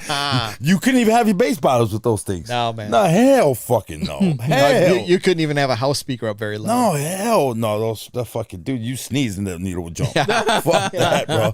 The counterweight suck, dude. Oh my God. Yeah. I was gonna say, I'm sorry. I was trying to thought. I was going through the comments real quick. So Pat, before we get out of here, we always ask our DJ some questions towards the end of our show. All right. Based on your answers, we'll go through them. All right. So growing up, who was your favorite DJ? Oh God. When I first started, Farley. Okay. Chicago legend. Yeah. We both said that, legend. Another Chicago legend. What is your favorite DJ setup? Or if you have a DJ rider, I hope you do. What is your rider? Cheeseburgers. That's what Jesse said. Extra tomato. You guys, we're gonna have a cheeseburger tomato you know what? one day. I like CDJ the 2000s. I like the 3000s. Oh, boy, you just broke my heart, bro. I like the 3000s. DJM 900. But when we do the festivals and stuff, we've been using the XZ. Okay. So the XZ is comfortable. Okay. I have an RX2 at home. Okay. All right. Favorite genre of music to play? I think we covered House, that. Jack and House, Tech House. Okay. What's your favorite? Because there's like 18 different genres of house now. He said If you had to pick one. If I had to pick one specific subgenre, Yeah. house. Okay. But that subgenre has 18 different ones inside of it. You Yeah. go tropical house, disco. Just traditional house, Jack and House, Tech House. Okay. Okay. Okay. Worded house, vocal house. Yeah, some vocal house for sure. A lot of guys don't like that. I never understood that. I like some tribal, I like some Afro. Oh yeah, that Afro shit's dope. Some of it. He actually put me on that stuff, man, and it's starting to grow on me now. A lot of the Afro shits. The newer stuff that's coming out is pretty dope. It's pretty cool. So yeah, I like tech, deep. I got into some Tribal. deep house. Some house, Jack and House too. Yep. Mm-hmm. What is your favorite venue to play, past or present? Ooh. Bermuda Bob's in the past. That was really fun. It was a cool gig. And then I got to play Le Nocturne a couple of years ago. That spot's really fucking dope. I was gonna say, how was that? Man, that's the first time I played on 3000s and the V10. Wow. Yeah. Damn. So I had to learn all that shit on the fly. Ooh. That's how I learned how to DJ on CDJs, is on the fly in the middle of fucking Exit nightclub in front of 300 people. See? Wow. It's sink or swim, bro. But it's like driving a car, bro. It's the same shit. Yeah, basically. It's all the same shit, basically. bro. I mean, don't go out overboard and fucking start pressing buttons you don't know. Right. Just get through the fucking night and then figure it out. Fucking people get spooked. Oh my god, what is that?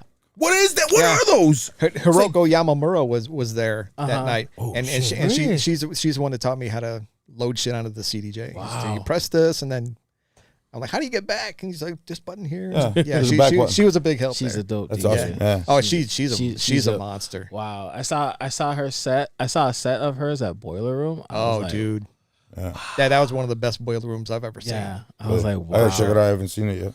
Yeah. If you had to do an opening set for a DJ, who'd you like to open up for? Bill. Okay. All right. Now, old Bill or new Bill? Either. Okay. Either. So I gotta ask, man, because some people they because some people would be expecting old school, and you're gonna have to take a time machine for that one. I mean, if we're talking like worldwide, probably Mark Knight. Oh, okay. I never heard of him. Never heard. Right? Mark Knight Yeah. from Tool Room, the guy that owns Tool Room Records. I never heard. I'm sorry, man. Been busy. Okay. Sorry. I gotta check him out.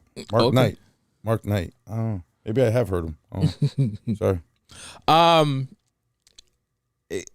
don't know. Can I ask this question? We'll see. Private. You prefer to do private events or bars and clubs and festivals? Festivals. All right. Thanks, Jesse. Depends on the depending on the club. I don't fuck with bars ever. Okay. But depending on the club, but either a decent club or a festival. Okay. Dude, What? that's awesome. I can't wait till I can say fuck a bar. I can't wait. I can't, bro. That's you don't hear that. You don't.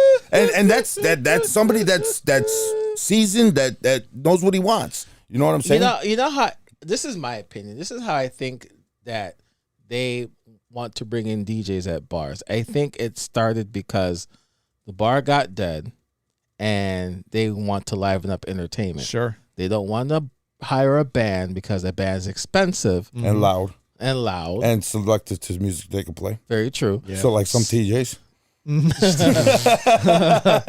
So the bar is like, what can we do to bring in more business? Mm-hmm. Let's hire Let's hire a DJ. So here's another thing, kind of on that same thing. If a club is having a dead night, what do? DJ battle. DJ battle. They'll just shut down early too. Fucking battle always just shut down early. Fucking, bartenders would love to go home at 10 o'clock. DJ battle. I see it all the time. Okay. Yeah, yeah. Ever since COVID, I haven't seen that. The only battle that I've seen was yours. Oh, the ones I hosted? Okay. Yeah, the ones that you hosted after COVID. I mean, after COVID, it's a lot of shit that's changed. Yeah, well, there's the DMC's was online, and so is fucking Red Bull. Yeah. They did them online. Yeah. K-Swiss just fucking won the DMC's online for like the 18th time. But yeah, he's a beast, though. I remember him as a kid. Dude, tell me K-Swiss ain't sick, bro. That motherfucker's dope, yeah, bro. he is. I just saw an Instagram story of him. Yeah, he's dope. What is your DJ's pet peeve, Pat? What pisses you off as a DJ? Playing the same shit over and over. Okay. Hearing the same shit over and over. That's a lot of places now, especially on the south side. Having a group of DJs that sound like they're playing off the same hard drive or USB. Didn't I just hear that? Yep. That's a matter of fact. He ended and you started off with the same fucking thing. That's a pet peeve. Same thing with me, man. I mean, especially when I walk into a bar or something like that, or a venue, or a party or whatever, and the guy, or you hear it, even I'm playing on Pandora radio, just at the bar or whatever.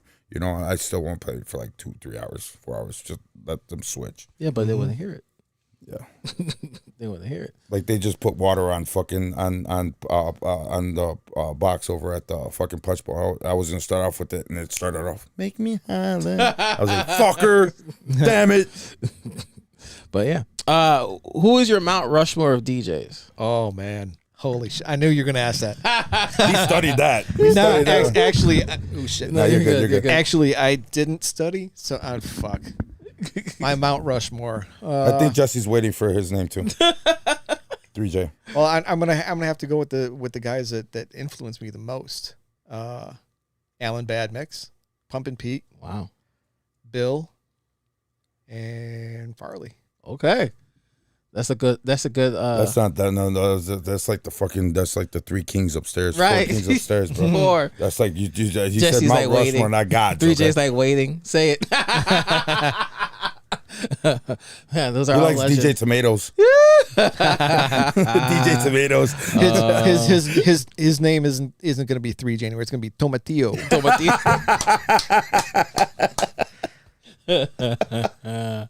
Oh man, I love it. Bro. I love it, bro. Good job. Threejay, I'm sorry, I had to laugh, bro. I'm just playing. That's hilarious because they're sticky too. Yeah. That makes salsa, I know. Last one. All right. Any advice to upcoming DJs? Learn the craft. Learn.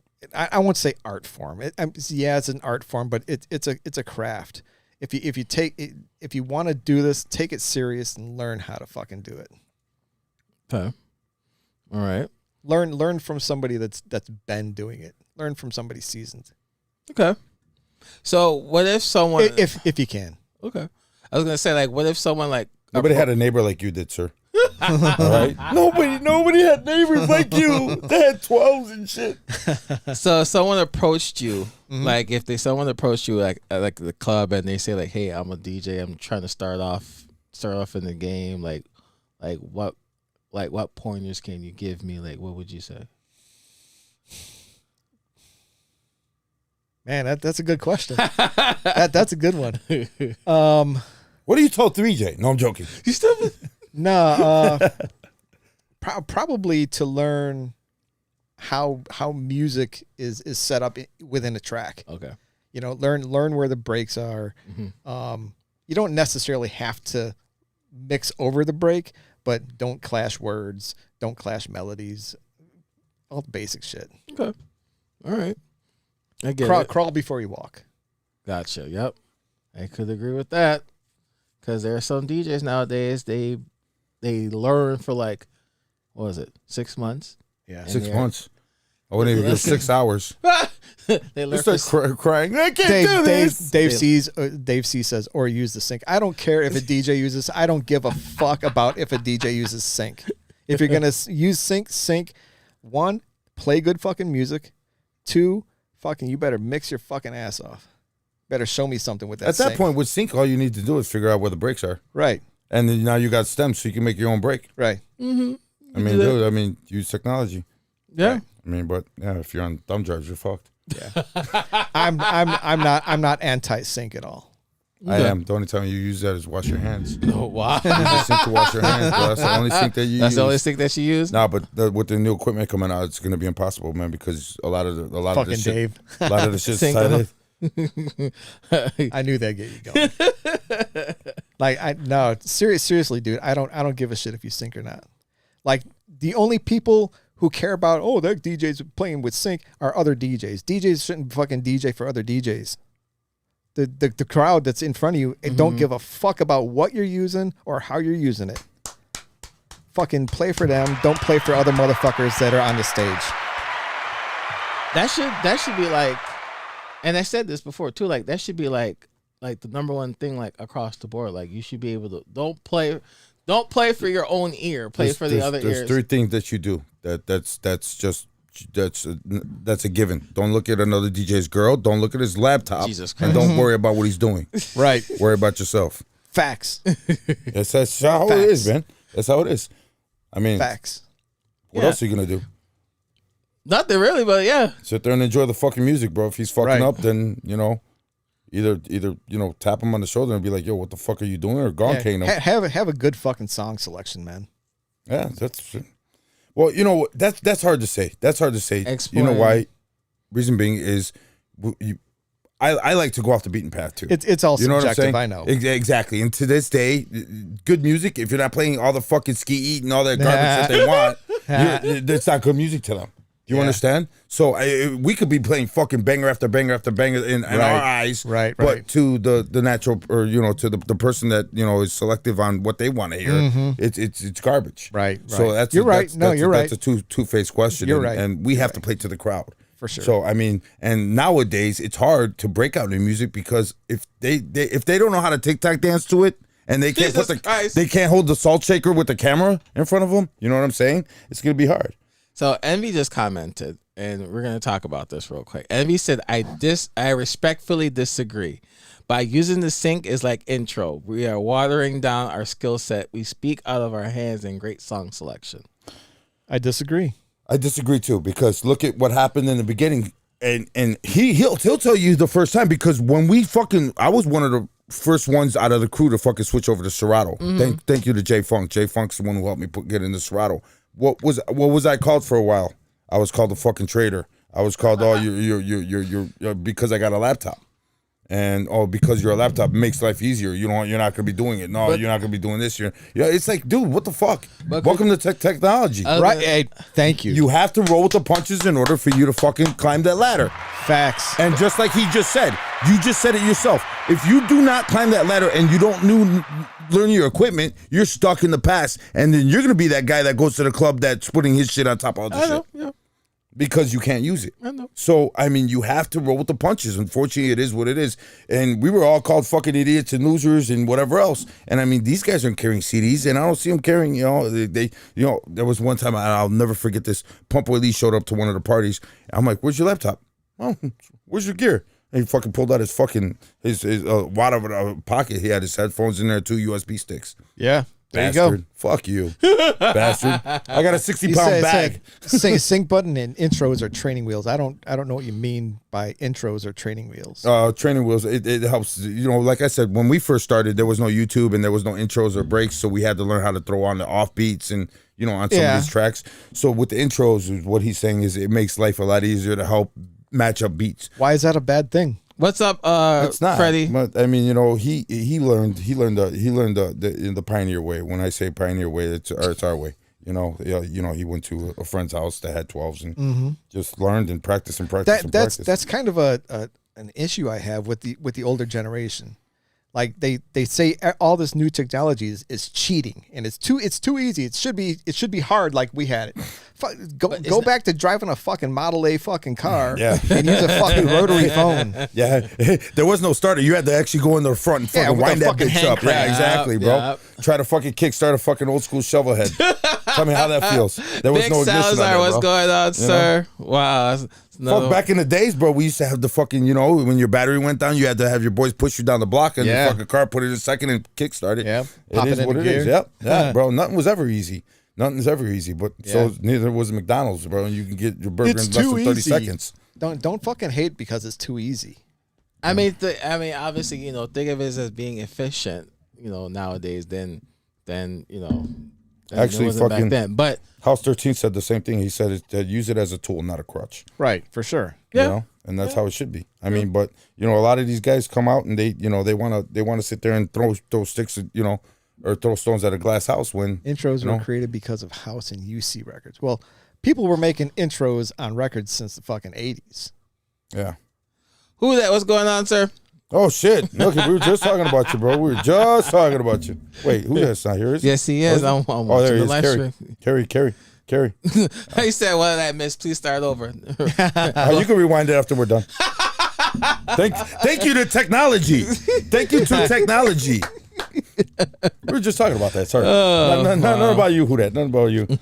I remember when that motherfucker came out, bro, and he was the one who actually brought fucking like the underground hip hop scene to the market. I mean, back in those days, man, it was that fucking guy, bro. And I remember he used to, dude. I still to this day don't know why he does not have a bad back, but every time he scratches, he gets in that scratch position to where he's almost in an L, and he just sits there I noticed that. Dude, he's fucking sick, bro. And to this day, I don't know how he fucking does that, bro. And doesn't have a bad back. He like bends over into it, like, I don't know, like a pitcher ready to fucking throw a fastball, and he just gets in his zone, bro, and he just fucking fire, bro. And fuck you, who that? I love you. He just said it was Opie Cunningham. Yeah, bro. Jesus Christ. Who the fuck is that? Hey, I think, you, right? Maybe. That was my stunt double. That's awesome. That's awesome. So what do you have now at home? Now that you got rid of the 12s? I'm kind of curious. Just the RX2. Oh, that's it? Yeah, okay. that's it. You like that thing? That's simple and easy. Yeah. Simple, yeah, exactly. Simple and easy. Yeah. Same. Like before I got that, I was just all vinyl. And I had fallen out of love with DJing because I was so tired of playing the same fucking records from my collection. Yeah. Like I've been making my own music since 2005, but I had no way to fucking play it. So when I was able to get the RX2, when I got it, I was on that thing for fucking hours. I was in fucking heaven. It made me fall in love with DJing again. it really did. Because there's so much that you could do. Obviously, yeah. Not only that, but I can finally play all the new shit that I've been fucking collecting. Now, you never use the laptop? No, never. No, okay. Still on USBs. No, I know, but I'm just curious. Never. Some guys have the laptop just in case. Nope. Some guys, I mean, unfortunately, yeah. Well, I mean, you're gonna walk in and obviously we'll have laptops there, so you can just pop in, right? Mm-hmm. You can't use a laptop though, right? Or you refuse to? Oh, I refuse. Okay. I was just curious. Nah, I will not. A lot of DJs do. I don't have a laptop and I will never. Right. Fuck you. I have USB sticks and that's all I need. Well, plug into mine. No, I don't want to plug into yours. I don't feel comfortable using a laptop. Period. Yep. Okay, cool. Yep. No, I respect that. It's cool. A lot of guys don't like that. I get it. But please let me know in advance. So I can be prepared. You know what I'm saying? It is what it is. But a lot of guys don't like laptops. I get it. Yeah, I get it. Yeah, makes life for So you do have obviously everything on a hard drive though. All your stuff's in a hard drive just in case, right? Backed up. Yeah. Please tell me. Okay, cool. I have everything on an external. Okay, cool. Yeah. Because I asked one of my boys. He goes, "Nope, I have everything right here." So I was like, "Dude, if you lose those thumb drives, what are you gonna do?" Well, I'm fucked. No, I have everything on a back external. Everything up. Yeah. Everything back the fuck up. Back it up. Back it up. That's it. Done. Back it up and dump it. Back it up. Back it up. Oh shit. All right, Lil John. Oh shit. All right. So, Patrick Wayne, any last words? No, you're not gonna die. When do we start the casting couch? After I leave the fucking room. After I leave the room, bro. Hey, the cameras are still set up for you guys, bro. I'll let you guys just close that window. I don't want to hear. I don't want my neighbors to hear no screaming. Seriously, no. But last words. And I'm just happy to be here. I'm still happy to be able to play music for people. I'm grateful for everybody that supports what Threejay and I are doing. Mm-hmm. Yeah, and not going to stop till the casket drops. My man, He I said said that, bro. No, I said don't that. give a fuck. Put me in an old age home, and I'm gonna make them old people dance in the fucking in the day room. So- Your wife has one of a big. Go ahead. Go ahead. You go ahead. No, because go ahead. that's no. I was no, gonna talk you go about that, but go ahead. You do No, that. what'd she say? Go ahead. So she said that one of the biggest arguments that y'all had was getting rid of the vinyl. Yeah. Why, she wanted it out of the way, or you wanted No. to get rid of it? She didn't want you to, I wanted to get rid of it. and she didn't want you to. Yeah. So when we Bro, how can we clone this girl? How can we clone her? Can we clone her, please? So when we moved from Brookfield back up to here, I had 40 fucking U-Haul boxes of records, and those shits are fucking heavy. Yeah. And I realized that I don't need the giant fucking record collection anymore. So I sold everything. I have like this many records. And That's how she got the 12s. Got it. Yeah. So she was kind of upset with me. I think she was more upset that I sold the turntables, the ones that she bought me, because she bought them for me. Yeah, of course. Which I get, but again, they were sitting in a corner collecting dust. I haven't touched them in years. Yeah. So, and another reason I needed some money, but I get it. Yeah. you know, shit happens. Yeah, definitely. And listen, Barb, he talked about it on the show. He's totally happy about it. I mean, you know, I know you can't see it because we're not 4K yet, but you know, he had a little glimmer in his eye when he was talking about it. So yeah, I got your back. Oh my God. Hey, listen, we got to do what we got to do sometimes. Unfortunately, man, you know, time is rough, man. Fuck, I told one time I told my wife I was gonna put my bike up for sale, bro. I swear to God. I saw the ghost come out her body. I had that bike for almost 27, 28 years now. Wow. I have my 92. Yeah, me and Dave used to ride together back in the day. Oh, no kidding. Yeah, man. He always had badass cars and badass bikes, man. Fucker. But yeah, I still got some badass shit now too. Now I'm talking about just what'd she say? She said, "I'm talking about it on the show. It doesn't make it right. Just saying." Yeah, I mean, can't go back. A couple of people are also. if you need a place to stay, bro, my couch is always open tonight. I got your back, bro. You're right down the block too, so you can walk here. God forbid. Make sure she doesn't follow you, so she doesn't set my house on fire. Vic also said that he's selling his collection too, as well as who that. A lot of people are. A lot of people are starting. A lot to of sell guys their are because it's collecting dust for what, man? Why am I going to keep this shit? So, but like, here's the thing: for memories. But I'm pretty sure, right? But there's white labels that y'all don't. That's not fine. many people have. 99% of these guys are not stupid. I'm pretty sure that they went and they got the transfer where you could go from fucking a record and put it to an MP4. I know. Yeah. I mean, these guys aren't stupid, and they got that shit backed up 18 times. I hope they did. The only thing, the only I hope part, they did. the only portion of my collection that I recorded was all the BMX stuff. Okay.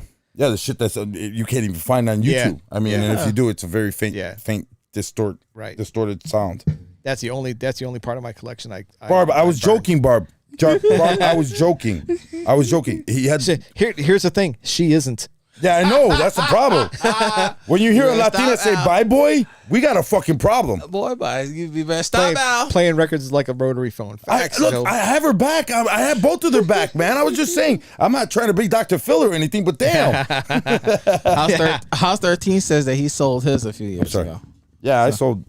Half of my shit got fucked up, and then I sold the rest. Yep. So, alrighty. So, Patrick Wayne. Wait. Who are you talking to, Barb? Me or him? She might be talking to you. I'm fucking scared, bro. You know, remember season 1 of the show that we were talking The about? Walking Dead? No, which one? the show that we said that we're gonna have like the spouses of the girlfriends, the spouses of the DJs on the show.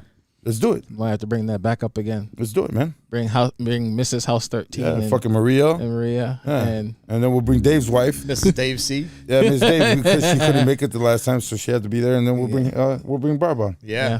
If the shoe fits, wear it. Damn, see, Latinas, bro. Latinas, bro. They go around. They don't know who you don't know who you're gonna get. She didn't mean to say shoe. She meant to say chancla. Yeah. And she's got that boomerang one where you fucking run it, goes around the corner and shit. Oh my God. All right. Let's get out of here. So Patrick Wayne, thank you so much for joining us on the thank show. you, bro. I really appreciate it. This was an honor, bro. Seriously, an honor. Thank you for having me. No, thank you, man. This was fucking great.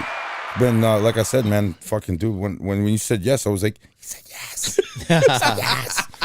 What am I gonna say? No? Fuck, Yeah, you could have, man. You could have, man. You never know, man. You know, this is an honor, though, man. Seriously, man. Fucking a pioneer of Chicago, man. And I'm not talking about the equipment, but I'm talking about the real pioneers of Chicago. You know what I'm saying? This was great. I'll say a pioneer around Lake. No, man. Dude, I saw you in Chicago a lot too. You did a lot of stuff in Chicago. I did a handful of things. Yeah, you did a lot. I saw you a couple times. The first time I saw you, like I said, I didn't want to disrespect, but I was like, "Who the fuck is this?" Opie Cunningham looking, and then boom, and then you put it down, bro. And dude, it's the same thing, man. It's the same thing with a lot of these other guys. You look at them like I said, who that same thing when I first met who that, and then he just got into his scratch position, and I was just like, "Holy fuck, dude, these guys are nasty." I mean, these wow, fucking monsters. Because we studied the greats. Yeah, you studied the fucking greats, and you fucking still are great. You know what I'm saying? And you're still doing it, man. I mean, this is awesome, man. This is fucking. I mean, to be surrounded by fucking pioneers, man, it's just amazing. And if you guys don't know the culture, I mean, you know what? There is something from back in. I know they did it in New York, but we should get a bunch of the old school guys together and make a documentary for Chicago. Yeah, Chicago street DJs. Yeah, so there's a documentary still in the works for Chicago hip hop. Yeah, and there's another one for Chicago graffiti. But like the street DJs for sure need to be. Yeah, I know they did one for the warehouse. They did one for the warehouse. I could have sworn a documentary on that. Yeah, but that story's been fucking told over and over so many times. It's again. Like they need to tell the story of the Hot Mix 5. Yeah, they need to tell the story of Cutting Crew. That would go with the street DJs, but street DJs and the banquet hall DJ scene definitely needs to be fucking told for sure. That was huge. Yeah, it was big time. Yeah, for sure. Yeah, I mean, it is what it is. Maybe we should get together and do that, man. Because I got some videographers and I mean to come out and start, for the guys that are still fucking heavy in the market, man. That'd be great. That whole culture, man. A lot of people don't know. It's a lot of the newer kids don't know of what came before them. Not going back to the 70s and Frankie Knuckles, and I'm talking like even in the 90s. Yeah, they don't know. No, they don't. No, man. There's nothing out there to tell them, man. I mean, exactly. There's nobody out there to fucking talk about all these stories that we heard. Yeah. Man. Today, you took me back. I mean, when I had House 13 and David on the show, I was like, holy fuck. And that was a question that I asked David. When you were using vinyls, did you keep your sleeves? Or did you take them off? Yeah. You kept the sleeves? You were that guy? Yeah. You were that guy? Yeah. They didn't rip on you? You didn't get paper cuts? Of course they rip, but you just put a fucking new one in. And did you use your pants to open them up? Oh, of course. Yeah? Yeah, of course. Just rip. Yep. No, you fucking. What the hell are you doing, bro? Starting a fire. Yeah. Mind your business. Burning a hole in my leg. Yeah, right? No shit. No shit. All righty, Patrick Wayne. Again, thank you very much, man. This was a dedic man. Honor. I appreciate it. Seriously. I really, really appreciate it. Yeah, definitely. So before we get out of here, there's just a couple of things I wanted to announce real quick. So the DJ battle that I'm hosting again back not back, but going to host in April. We're still looking for a couple more DJs to sign up for this battle. I have about 9 of them signed up right now. Not for the South Side, right? Anyone can sign up in Chicago. It is going to be in the city of Chicago this time. We talked about this before the show. We may have a venue set. I'm just waiting on confirmation and days and stuff like that. So if you guys want to sign up for this battle, why do you have knockout on there? Ew, you stupid. So if you guys want to sign up for this battle, hit me. You look scary. He does. But hit me up or send me an email at djtkid@yahoo.com, and then we'll go from there. The DJs that reached out to me already, I will reply back to your emails later on this week. I've been so busy. It's been so hard for me. So, and then next week on the show, we actually have DJ Q and Urge on the show as well next week. The dynamic duo. So they will be with us next week. So tune in for that. Again, that's live on Facebook Live at 8 o'clock and stuff like that. So 2 other street DJs. Yes. Working with Julian now, man. Now they're too big for us, man. They're too cool. Wow. Too cool for school. Wow. So,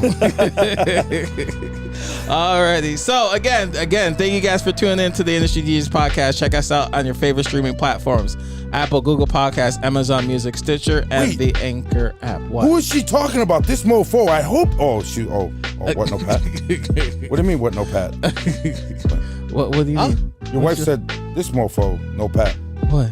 What's no pat? What? I don't know. I have no idea. I don't know. I hope I didn't piss her off. I'll hear it when I get home. Oh. All right, call me. And then also to check out Pat and Threejay, go on their website, dubstarchicago.com. Yeah. I added the link on our comment on the Facebook comment. So hit them up. They got some tracks out there. Some of them is on Beat Source, right? Well, most of our stuff drops on TrackSource. TrackSource. I'm sorry. Yeah. TrackSource. So TrackSource, go to TrackSource first. Mm-hmm. Because they show us a lot of love, so we're Yeah. gonna show the love back. Yeah. So check them out on TrackSource, and then you could also check them out on dubstarchicago.com. Again, anything else, No, Patrick Wayne? Nah, just like you said, check us out on TrackSource. We have a lot of stuff coming out in the first quarter of the year. Nice. February 9th, 16th, like 3 weeks in a row, we have new shit coming out. Damn. Every week. Damn. Hey, I need your autograph before you leave. Before you leave, I need your autograph. I'm gonna start getting all the autographs and putting them all over the wall, bro. So I can take it. So when I move, I can take it with me, or else I'd make you sign the door. But I don't think I could take the door. To the words of Peter Ramos, support your local DJs. To the words of I'll do it like this. Stay vigilant, stay safe. We love you. And we'll see you guys next week. Have a good one, guys. Mr. Wayne, thank you very much, man. Thank you for having me again. Seriously, no, thank you. See man. you guys next week. For sure. Have a good one, guys. Peace.